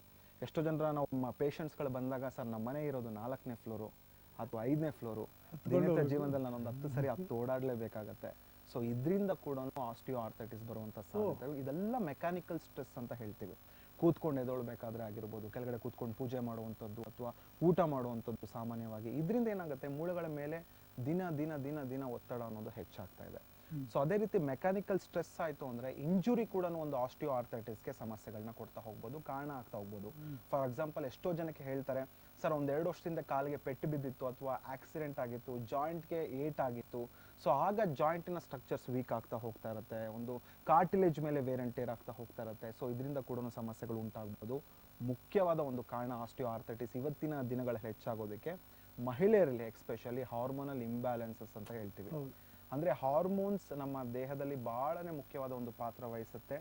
ಸೊ ನಾರ್ಮಲ್ ಆಗಿ ಒಂದು 6ರಿಂದ 7 ರೀತಿಯ ಒಂದು ಹಾರ್ಮೋನ್ಸ್ಗಳು ರಿಲೀಸ್ ಆಗ್ತಾ ಹೋಗ್ತಾ ಇರುತ್ತೆ, ನಾರ್ಮಲ್ ರೇಂಜಲ್ಲಿ ಇರಬೇಕಾಗತ್ತೆ. ಎಕ್ಸ್ಪೆಷಲಿ ಮಹಿಳೆಯರು, ಎಕ್ಸ್ಪೆಷಲಿ ಪೋಸ್ಟ್ ಮೆನೋಪಾಸಲ್ ಏಜ್ ಅಂತ ಹೇಳ್ತೀವಿ, ಅಂದರೆ ಈ ಮುಟ್ಟು ನಿಲ್ಲೋ ಸಮಯದಲ್ಲಿ ಈ ರೀತಿಯ ಒಂದು ಮಂಡಿಯ ಮೂಳೆಯಲ್ಲಿ ನೋವು ಜಾಸ್ತಿ ಆಗುವಂಥ ಕಾರಣಗಳು, ಸಮಸ್ಯೆಗಳು ಹೆಚ್ಚಾಗುತ್ತೆ. ಯಾಕಂದರೆ ಆ ಟೈಮಲ್ಲಿ ಏನಾಗುತ್ತೆ, ಎಲ್ಲ ಹಾರ್ಮೋನ್ಸ್ಗಳು ಕಡಿಮೆ ಆಗ್ತಾ ಹೋಗ್ತಾ ಇರುತ್ತೆ. ಎಕ್ಸ್ಪೆಷಲಿ ಈಸ್ಟ್ರೋಜನ್ ಅನ್ನೋ ಹಾರ್ಮೋನ್ ಕಡಿಮೆ ಆಗ್ತಾ ಹೋಗ್ತಾ ಇರುತ್ತೆ. ಇನ್ನೊಂದು ಭಾಳನೇ ಒಂದು ತಪ್ಪು ಕೆಲಸ ಮಾಡ್ತಾ ಇರುವಂಥದ್ದು ಜನ, ಏನೋ ಒಂದು ಗರ್ಭಕೋಶದಲ್ಲಿ ಗಡ್ಡೆ ಆಯಿತು ಅಥವಾ ಗರ್ಭಕೋಶದಲ್ಲಿ ಸಮಸ್ಯೆ ಆಯಿತು ಅಂತ ಹೇಳಿದ್ರೆ ಗರ್ಭಕೋಶನ ತೆಗೆಸುವಂಥ ಕೆಲಸಗಳು ಮಾಡ್ತಾ ಇದ್ದಾರೆ. So there are some hormones which acts on uterus, ಅಂದ್ರೆ ಗರ್ಭಕೋಶದ ಮೇಲೆ ಒಂದು ಹಾರ್ಮೋನ್ಸ್ ಆಕ್ಟ್ ಮಾಡುವಂತ ಕೆಲಸಗಳು ಮಾಡ್ತಾ ಇರುತ್ತೆ. ಸೊ ಯಾವಾಗ ಅದು ಗರ್ಭಕೋಶ ಇರೋದಿಲ್ಲ, ಸೆಕೆಂಡರಿ ಎಫೆಕ್ಟ್ ಆಗಿ ಅದು ಮೂಳೆಗಳ ಮೇಲೆ ಅಫೆಕ್ಟ್ ಮಾಡ್ತಾ ಇದೆ, ಅದೇ ಹಾರ್ಮೋನ್ಸ್. ಸೊ ಇದರಿಂದ ಎಷ್ಟೋ ಜನ ಕ್ಲಾಸಿಕ್ ಸಿಂಪ್ಟಮ್ಸ್ ಹೇಳ್ತಾರೆ, ಕ್ಲಾಸಿಕ್ ಕಾರಣಗಳು ಹೇಳ್ತಾರೆ. ಸರ್ ನನಗೆ ಈ ಸರ್ಜರಿ ಆಯಿತು ಅಥವಾ ಗರ್ಭಕೋಶ ತೆಗೆಸ್ತೆ, ತದನಂತರ ನನಗೆ ಮೂಳೆಗಳಲ್ಲಿ ನೋವು ಬರೋಕ್ಕೆ ಸ್ಟಾರ್ಟ್ ಆಯಿತು. ಸೊ ಇದು one of the main cause to get an osteoarthritis ಅಂತ ಹೇಳ್ತೀವಿ. ಸೊ ಇದು ಬರೀ ಮಂಡಿಗೆ ಮಾತ್ರ ಸೀಮಿತ ಇರುವಂಥದ್ದಲ್ಲ, ಬೆನ್ನಿಗೆ ಕಾಣ್ಬೋದು. ಬಟ್ ನಾನು ವ್ಯೂವರ್ಸಲ್ಲಿ ಏನು ಕೇಳ್ಕೊಳ್ತೀನಿ, ಸೊ ನಿಮ್ಗೆ ಮೈಲ್ಡ್ ಚೇಂಜಸ್ ಆಗ್ತಾ ಇದ್ರೆ ಅಥವಾ ಮೈಲ್ಡ್ ಆಗಿ ನೋವು ಬರ್ತಾ ಇದೆ, ಎಕ್ಸರ್ಷನ್ಸಲ್ಲಿ ನೋವು ಬರ್ತಾ ಇದೆ, ನಿಮ್ಮ ಮೂಳೆಗಳಿಗೆ ಎಷ್ಟು ಪ್ರೆಷರ್ ಕೊಡಬೇಕು ಫಸ್ಟ್ ಮಾತ್ರ ಕೊಡಿ. ಬಟ್ ನಿಮಗೆ ರಿಪೀಟೆಡ್ ಆಗಿ ನೋವು ಬರ್ತಿದ್ರೆ ಖಂಡಿತ ವೈದ್ಯನ ಭೇಟಿಯಾಗಿ ಅಂತ ಈ ಮೂಲಕ ಕೇಳ್ಕೊಳ್ಬೋದಾಗತ್ತೆ. ಇನ್ನೊಂದು ಕರೆ ಇದೆ. ಹಲೋ ಹಲೋ, ನಮಸ್ಕಾರ. ನಾನು ಸಿಹಿ ಕೈ ಸರ್. ತಮ್ಮ ಹೆಸರು? ಸರ್ ನಮ್ಮ ಹೆಸರು ಶೋಭಾ ಅಂತ ಸರ್. ಶೋಭಾ ಅವರೇ, ಏನು ನಿಮ್ಮ ಸಮಸ್ಯೆ? ಸರ್ ನಮಗೆ ಕೈಕಾಲು ನೋವು ಕಾಣಿಸ್ಕೊಂತಿದೆ ಸರ್. ಟಿವಿ ಶೋ ನೋಡಿ ಕಾಲ್ ಮಾಡಿದೆ ಸರ್. ನನಗೂ ಈ ಥರ ಸಮಸ್ಯೆ ಕಾಡ್ತಾ ಇದೆ. ಹೌದಾ?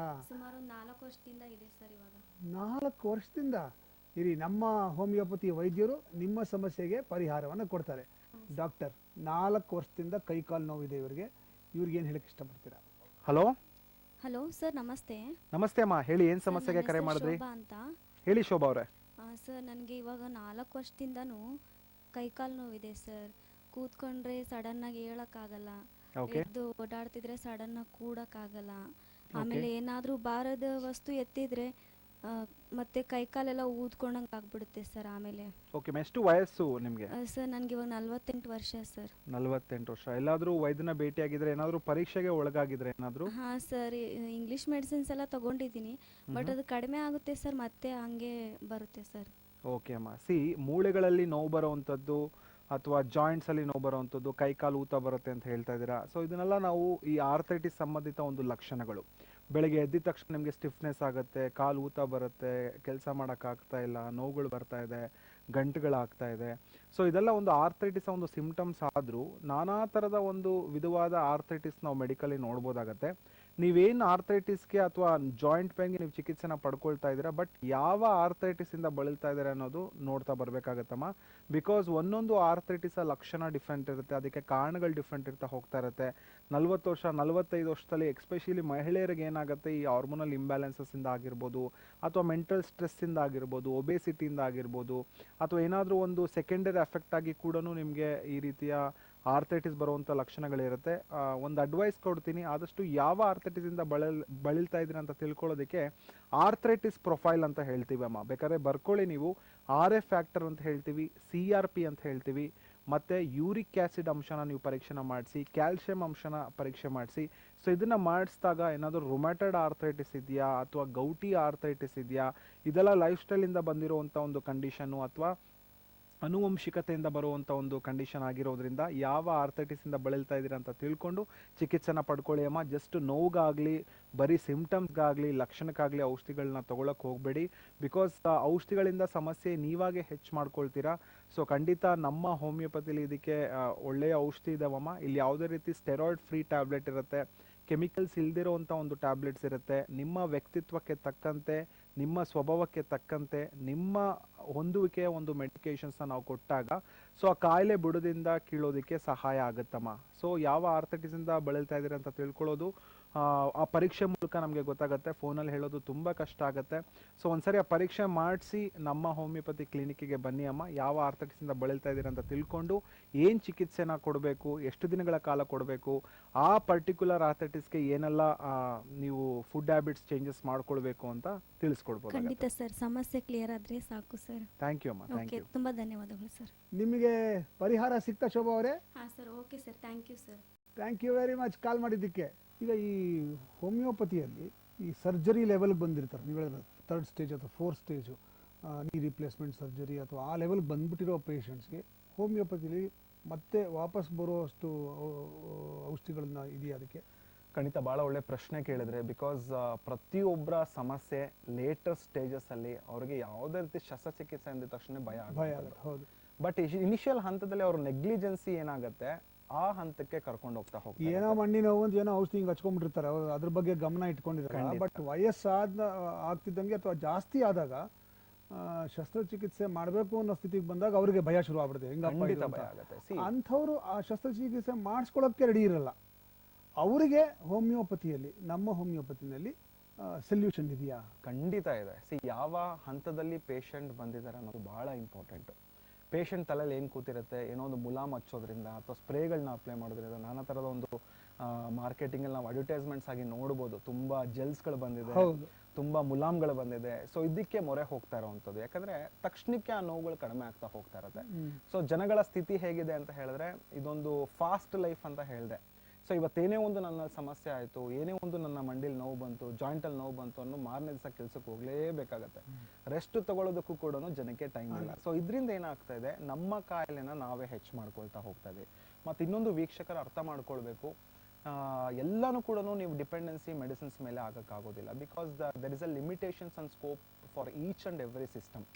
ಎಂಥ ಹಂತದಲ್ಲೂ ಬಂದರೂ ಡಾಕ್ಟ್ರು ಸರಿ ಮಾಡ್ತಾರೆ, ಶಸ್ತ್ರಚಿಕಿತ್ಸೆ ಇಲ್ಲದೆ ಕೂಡ ನನಗೆ ಸರಿ ಹೋಗುತ್ತೆ ಅನ್ನೋ ತಲೆಯಲ್ಲಿದ್ದರೆ ಖಂಡಿತ ಅದನ್ನು ತಲೆಯಿಂದ ತೆಗೆದಾಕಬೇಕಾಗತ್ತೆ. ಬಿಕಾಸ್ ನಾವು ಶಸ್ತ್ರಚಿಕಿತ್ಸೆ ಬಗ್ಗೆ ಮಾತಾಡ್ತಿದ್ವಿ, ಎಷ್ಟೋ ಜನ ನೀ ರಿಪ್ಲೇಸ್ಮೆಂಟ್ ಆಗಿ ಚೆನ್ನಾಗಿ ಆಗಿರೋರು ಇದ್ದಾರೆ, ಗಾಡ್ ಗ್ರೇಸ್. ಚೆನ್ನಾಗಿ ಆಗದೇ ಇರೋರು ಕೂಡ ಇದ್ದಾರೆ. ಸರ್ ನನಗೆ 2 ಸರಿ ಸರ್ಜರಿ ಆಯಿತು, 1 ಸರಿ ಸರ್ಜರಿ ಆಯಿತು, ಆದರೂ ಸಹ ನನಗೆ ರಿಸ್ಟ್ರಿಕ್ಷನ್ ಆಗ್ತಾ ಇದೆ, ಆದರೂ ಸಹ ನಂಗೆ ನೋವು ಬರ್ತಾ ಇದೆ. ಸೊ ಅಂದರೆ ಮಾತ್ರೆಗಳು ಎಷ್ಟು ಮಟ್ಟಿಗೆ ಕೆಲಸ ಮಾಡಬೇಕು, ಶಸ್ತ್ರಚಿಕಿತ್ಸೆ ಎಷ್ಟು ಮಟ್ಟಿಗೆ ಕೆಲಸ ಮಾಡಬೇಕು, ಖಂಡಿತ ಅದು ಮಾಡುತ್ತೆ. ಆಸ್ ಎ ವೈದ್ಯರಾಗಿ ಪೇಷಂಟ್ಗೋಸ್ಕರನೇ ಇರುವಂಥದ್ದು, ಪೇಷಂಟ್ಗಳ ನೋವು ಕಡಿಮೆ ಮಾಡೋದಕ್ಕೆ ನಮ್ಮ ಔಷಧಿಗಳು ಕೆಲಸ ಮಾಡುತ್ತೆ. ಸೊ ಇದೊಂದು ನಮ್ಮ ಲೈಫ್ ಸ್ಟೈಲ್ ಕಂಡೀಷನ್ ಇಂದ ಬಂದಿರೋದ್ರಿಂದ ಅನ್ಲೆಸ್ ಅಂಡ್ ಅಂಟಿಲ್ ಅವರ ಜೀವನ ಶೈಲಿ ಚೇಂಜಸ್ ಮಾಡ್ಕೊಳ್ದೇ ಇದ್ರೆ ಖಂಡಿತ ಅದು ವಾಸಿ ಆಗೋದಿಲ್ಲ. ಎಷ್ಟೋ ಜನ ನಾವು ಪೇಷಂಟ್ಸ್ ಅಲ್ಲಿ ನೋಡ್ಬೋದು, ಈ ಸರ್ಜರಿ ಮಾಡಿಸ್ಕೊಂಡಿರ್ತಾರೆ, ಮೆಡಿಸಿನ್ಸ್ ತಗೋತಾ ಇರ್ತಾರೆ, ನೋಡಿದ್ರೆ ಹಾಗೆ ಓಡಾಡ್ತಾ ಇರ್ತಾರೆ, ಹಾಗೆ ಕೂತ್ಕೊಂಡು ಕೆಲಸ ಮಾಡ್ತಾ ಇರ್ತಾರೆ, ಹಾಗೆ ನಿಂತ್ಕೊಂಡು ಕೆಲಸ ಮಾಡ್ತಾ ಇರ್ತಾರೆ. ಸೊ ಅವರ ಲೈಫ್ ಸ್ಟೈಲ್, ಅವರ ಜೀವನ ಶೈಲಿ ಮತ್ತೆ ಮೂಳೆಗಳಿಗೆ ಏನ್ ಬೇಕೋ ಅದನ್ನ ಸೇವನೆ ಮಾಡುವಂಥದ್ದು ಬಹಳ ಬಹಳ ಇಂಪಾರ್ಟೆಂಟ್ ಅಂತ ಹೇಳ್ಬೋದಾಗತ್ತೆ. ನನಗೆ ಚೆನ್ನಾಗಿ ನೆನಪಿದೆ, ಡಾಕ್ಟರ್ ರಾಜ್ಕುಮಾರ್ ಅವರಿಗೆ ನೀ ರಿಪ್ಲೇಸ್ಮೆಂಟ್ ಮಾಡಿದರು ಇನ್ ಚೆನ್ನೈ. ಅವರು ಅದಾದಮೇಲೆ ಭಾಳ ಸ್ಟ್ರಿಕ್ಟ್ ಆಗಿದ್ದರು. ಅಂದರೆ ನೀ ರಿಪ್ಲೇಸ್ಮೆಂಟ್ ಮಾಡ್ಕೊಳ್ಳೋದು ಒಂದು ಹಂತ ಆದರೆ ಅದು ಪೋಸ್ಟ್ ಆಪರೇಟಿವ್ ಕೇರು ಭಾಳ ಇಂಪಾರ್ಟೆಂಟು. ಹೌದು. ಆ ಥರ ಪೋಸ್ಟ್ ಆಪರೇಟಿವ್ ಕೇಸಸ್ ನಿಮ್ಮ ಹತ್ರ ಬಂದಿದೆಯಾ? ನೀವು ಅದಕ್ಕೂ ಸೊಲ್ಯೂಷನ್ ಕೊಡ್ತೀರಾ? ಖಂಡಿತ ಖಂಡಿತ. ಆಸ್ ಎ ವೈದ್ಯರಾಗಿ, ಎಸ್ಪೆಷಲಿ ಹೋಮಿಯೋಪತಿಕ್ ವೈದ್ಯರಾಗಿ ನಾವು ಹೇಳುವಂಥದ್ದು, ನಾವು ಯಾವುದೇ ಕಾಯಿಲೆಯ ಹೆಸರನ್ನ ಕೇಳಿ ನಾವು ಔಷಧಿನ ಕೊಡೋದಿಲ್ಲ. ಆ ಕಾಯಿಲೆ ಎಷ್ಟು ಮಟ್ಟಿಗೆ ಅವನಿಗೆ ತೊಂದರೆ ಕೊಡ್ತಿದೆ, ಯಾವ ಕಾರಣದಿಂದ ಬಂತು, ಆ ರೂಟ್ನ ತಿಳ್ಕೊಳ್ಳೋದು, ಮೂಲ ತಿಳ್ಕೊಳ್ಳುವಂಥದ್ದು ನಮ್ಮ ಒಂದು ಸಿದ್ಧಾಂತ. ಆಕ್ಚುಲಿ ಹೇಳ್ಬೇಕಂದ್ರೆ ನಾವು ಫಂಡಮೆಂಟಲ್ ಪ್ರಿನ್ಸಿಪಲ್ಸ್ ಮೇಲೆ ಇರುವಂಥ ಒಂದು ಔಷಧಿಗಳು, ಅಂದ್ರೆ ನಿಯಮಿತ ಆಧಾರದ ಮೇಲೆ ಇರುವಂಥ ಒಂದು ಔಷಧಿ. ಯಾರಿಗೋ ಗುಣ ಆಯ್ತು, ಯಾರಿಗೋ ನೋವು ಕಡಿಮೆ ಆಯ್ತು ಅಂತ ಅವರ ಮಾತ್ರ ಇನ್ನೊಬ್ಬರಿಗೆ ಕೊಡುವಂಥ ಕೆಲಸ ಮಾಡೋದಿಲ್ಲ. ಬಿಕಾಸ್ ಪ್ರತಿಯೊಬ್ಬರ ನೇಚರ್ ಡಿಫ್ರೆಂಟ್ ಇರುತ್ತೆ, ಪ್ರತಿಯೊಬ್ಬರ ಕಾಯಿಲೆಯ ವ್ಯಕ್ತಿತ್ವ ಡಿಫ್ರೆಂಟ್ ಇರುತ್ತೆ, ಪ್ರತಿಯೊಬ್ಬರ ಸ್ವಭಾವ ಡಿಫ್ರೆಂಟ್ ಇರುತ್ತೆ, ದೈಹಿಕ ಕಾನ್ಸ್ಟಿಟ್ಯೂಷನ್ ಡಿಫ್ರೆಂಟ್ ಇರುತ್ತೆ. ಆ ಕಾನ್ಸ್ಟಿಟ್ಯೂಷನ್ ಕೊಡುವಂಥದ್ದೇ ನಾವು ಅಡ್ವಾನ್ಸ್ಡ್ ಕಾನ್ಸ್ಟಿಟ್ಯೂಷನ್ ಮೆಡಿಸಿನ್ ಅಂತ ಹೇಳಿ ಕರಿತೇವೆ. ನಾವು ನಂಬುವಂಥದ್ದೇ ಒಂದು ವ್ಯಕ್ತಿ ಇನ್ನೊಂದು ವ್ಯಕ್ತಿಗೆ ಯಾವ ರೀತಿ ವಿಭಿನ್ನ ಇದ್ದಾನೆ. ಇವತ್ತಿನ ವಿಷಯ ನಾವು ಆರ್ಥೈಟಿಸ್ ಮಾತಾಡ್ತಾ ಇದೀವಿ. ಆರ್ಥೈಟಿಸ್ ಅಂದ್ರೆ ಜಾಯಿಂಟ್ಗೆ ಸಂಬಂಧಪಟ್ಟಿರುವಂಥದ್ದು, ಮೂಳೆಗಳಿಗೆ ಸಂಬಂಧಪಟ್ಟಿರುವಂಥದ್ದು. ಎಲ್ಲರಲ್ಲೂ ಹೇಳುವಂಥ ಒಂದು ಲಕ್ಷಣ, ಸರ್ ನನಗೆ ಜಾಯಿಂಟ್ ಪೇನ್ ಬರ್ತಾ ಇದೆ, ಸ್ಟಿಫ್ನೆಸ್ ಆಗ್ತಾ ಇದೆ, ಚಳಿಗಾಲದಲ್ಲಿ ಹೆಚ್ಚಾಗುತ್ತೆ, ಸೊ ಏನೋ ಒಂಥರ ಸೂಜಿಲಿ ಚುಚ್ಚದಂಗೆ ಆಗ್ತಾ ಹೋಗ್ತಾ ಇರುತ್ತೆ. ಸೊ ಈ ರೀತಿಯ ಕಂಡೀಷನ್ಸ್ ಏನಾದರೂ ಎಷ್ಟೋ ಜನ, ನಾನು ಹೇಳಿದೆ ವಯಸ್ಸಾದವರಲ್ಲಿ ಮಾತ್ರ ಅಲ್ಲ, ಬಟ್ ನಮ್ಮ ಪ್ರಾಕ್ಟೀಸಲ್ಲಿ ನಾವು ನೋಡ್ತಾ ಇರುವಂಥದ್ದು ಸಣ್ಣ ಮಕ್ಕಳಲ್ಲೂ ಕೂಡ ಇವತ್ತಿನ ದಿನಗಳಲ್ಲಿ ಜಾಯಿಂಟ್ ಪೇನು, ಬೆರಳುಗಳಲ್ಲಿ ನೋವು ಬರುವಂತಹ ಸಾಧ್ಯತೆಗಳು ನೋಡ್ತಾ ಇದ್ದೀವಿ. ಈ ಗೌಟ್ ಅಂತಾರಲ್ಲ, ಅಂದರೆ ಈ ಮೂಳೆಗಳು ಜಾಯಿಂಟಲ್ಲೇ ಸ್ವಲ್ಪ ಊದ್ಕೊಂಡಂಗೆ ಆಗುತ್ತೆ, ಅಥವಾ ಕಾಲಿನ ಬೆರಳುಗಳತ್ತ, ಅದು ಆರ್ಥರೈಟಿಸ್ಗೆ ಸಂಬಂಧಪಟ್ಟಿದೆ. ಖಂಡಿತ. Gouty arthritis is also one of the types of arthritis ಅಂತ ಹೇಳ್ಬೋದು. So gouty arthritis is an metabolic disorder in which there is an high uric acid level in the body ಅಂತ ಹೇಳಿ ಕರಿತೇವೆ. ಸೊ ಗೌಟಿ ಆರ್ಥರೈಟಿಸ್ ಯಾಕೆ ಬರುತ್ತೆ ಅಂತ ಹೇಳಿದ್ರೆ, ಒಂದು ಪ್ರೊಡಕ್ಷನ್ ಆಫ್ ಯೂರಿಕ್ ಆಸಿಡ್ ಹೆಚ್ಚಾದಾಗ ರಕ್ತದಲ್ಲಿ, ಅಥವಾ ಈ excretion filtration of uric acid ಕಡಿಮೆ ಆದಾಗ, ಸೊ ಯೂರಿಕ್ ಆಸಿಡ್ ಅಂಶಗಳು ಯಾವಾಗ ಹೆಚ್ಚಾಗುತ್ತೆ, ಎಕ್ಸ್ಪೆಷಲಿ ಈ ಮೋನೋಸೋಡಿಯಂ ಯೂರೇಟ್ ಅಂತ ಹೇಳಿ ಕರಿತೇವೆ, ಈ ಕ್ರಿಸ್ಟಲ್ಸ್ ರಕ್ತದಲ್ಲಿ ಹೆಚ್ಚಾದಾಗ, ನಾರ್ಮಲ್ ಆಗಿ ಯೂರಿಕ್ ಆಸಿಡ್ 3.5ರಿಂದ 7.0 ಮಿಲಿಗ್ರಾಮ್ ಪರ್ ಡೆಸಿಲೀಟರ್ ಇರಬೇಕಾಗತ್ತೆ ಒಂದು ವ್ಯಕ್ತಿಯಲ್ಲಿ. ಸೊ ಯಾವಾಗ ಅದು 8, 9, 10 ಈ ರೀತಿಯ ವ್ಯಾಲ್ಯೂಸ್ನ ನಾವು ನೋಡ್ತಾ ಹೋಗ್ತಾ ಇರ್ತೀವಿ, ರಕ್ತದಲ್ಲಿ ಎಷ್ಟು ಬೇಕೋ ಅಷ್ಟು ಮಾತ್ರ ಇರುತ್ತೆ, ದೆನ್ ಅದು ಜಾಯಿಂಟ್ ಮೇಲೆ ಡೆಪಾಸಿಟ್ ಆಗ್ತಾ ಹೋಗ್ತಾ ಇರುತ್ತೆ. ಫಸ್ಟ್ ಆಫ್ ಆಲ್ ಹೇಳುವಂಥದ್ದು, ನಾವು ಹೆಬ್ಬೆಟ್ಟಲ್ಲಿ ಅದು ಡೆಪಾಸಿಟ್ ಆಗುತ್ತೆ.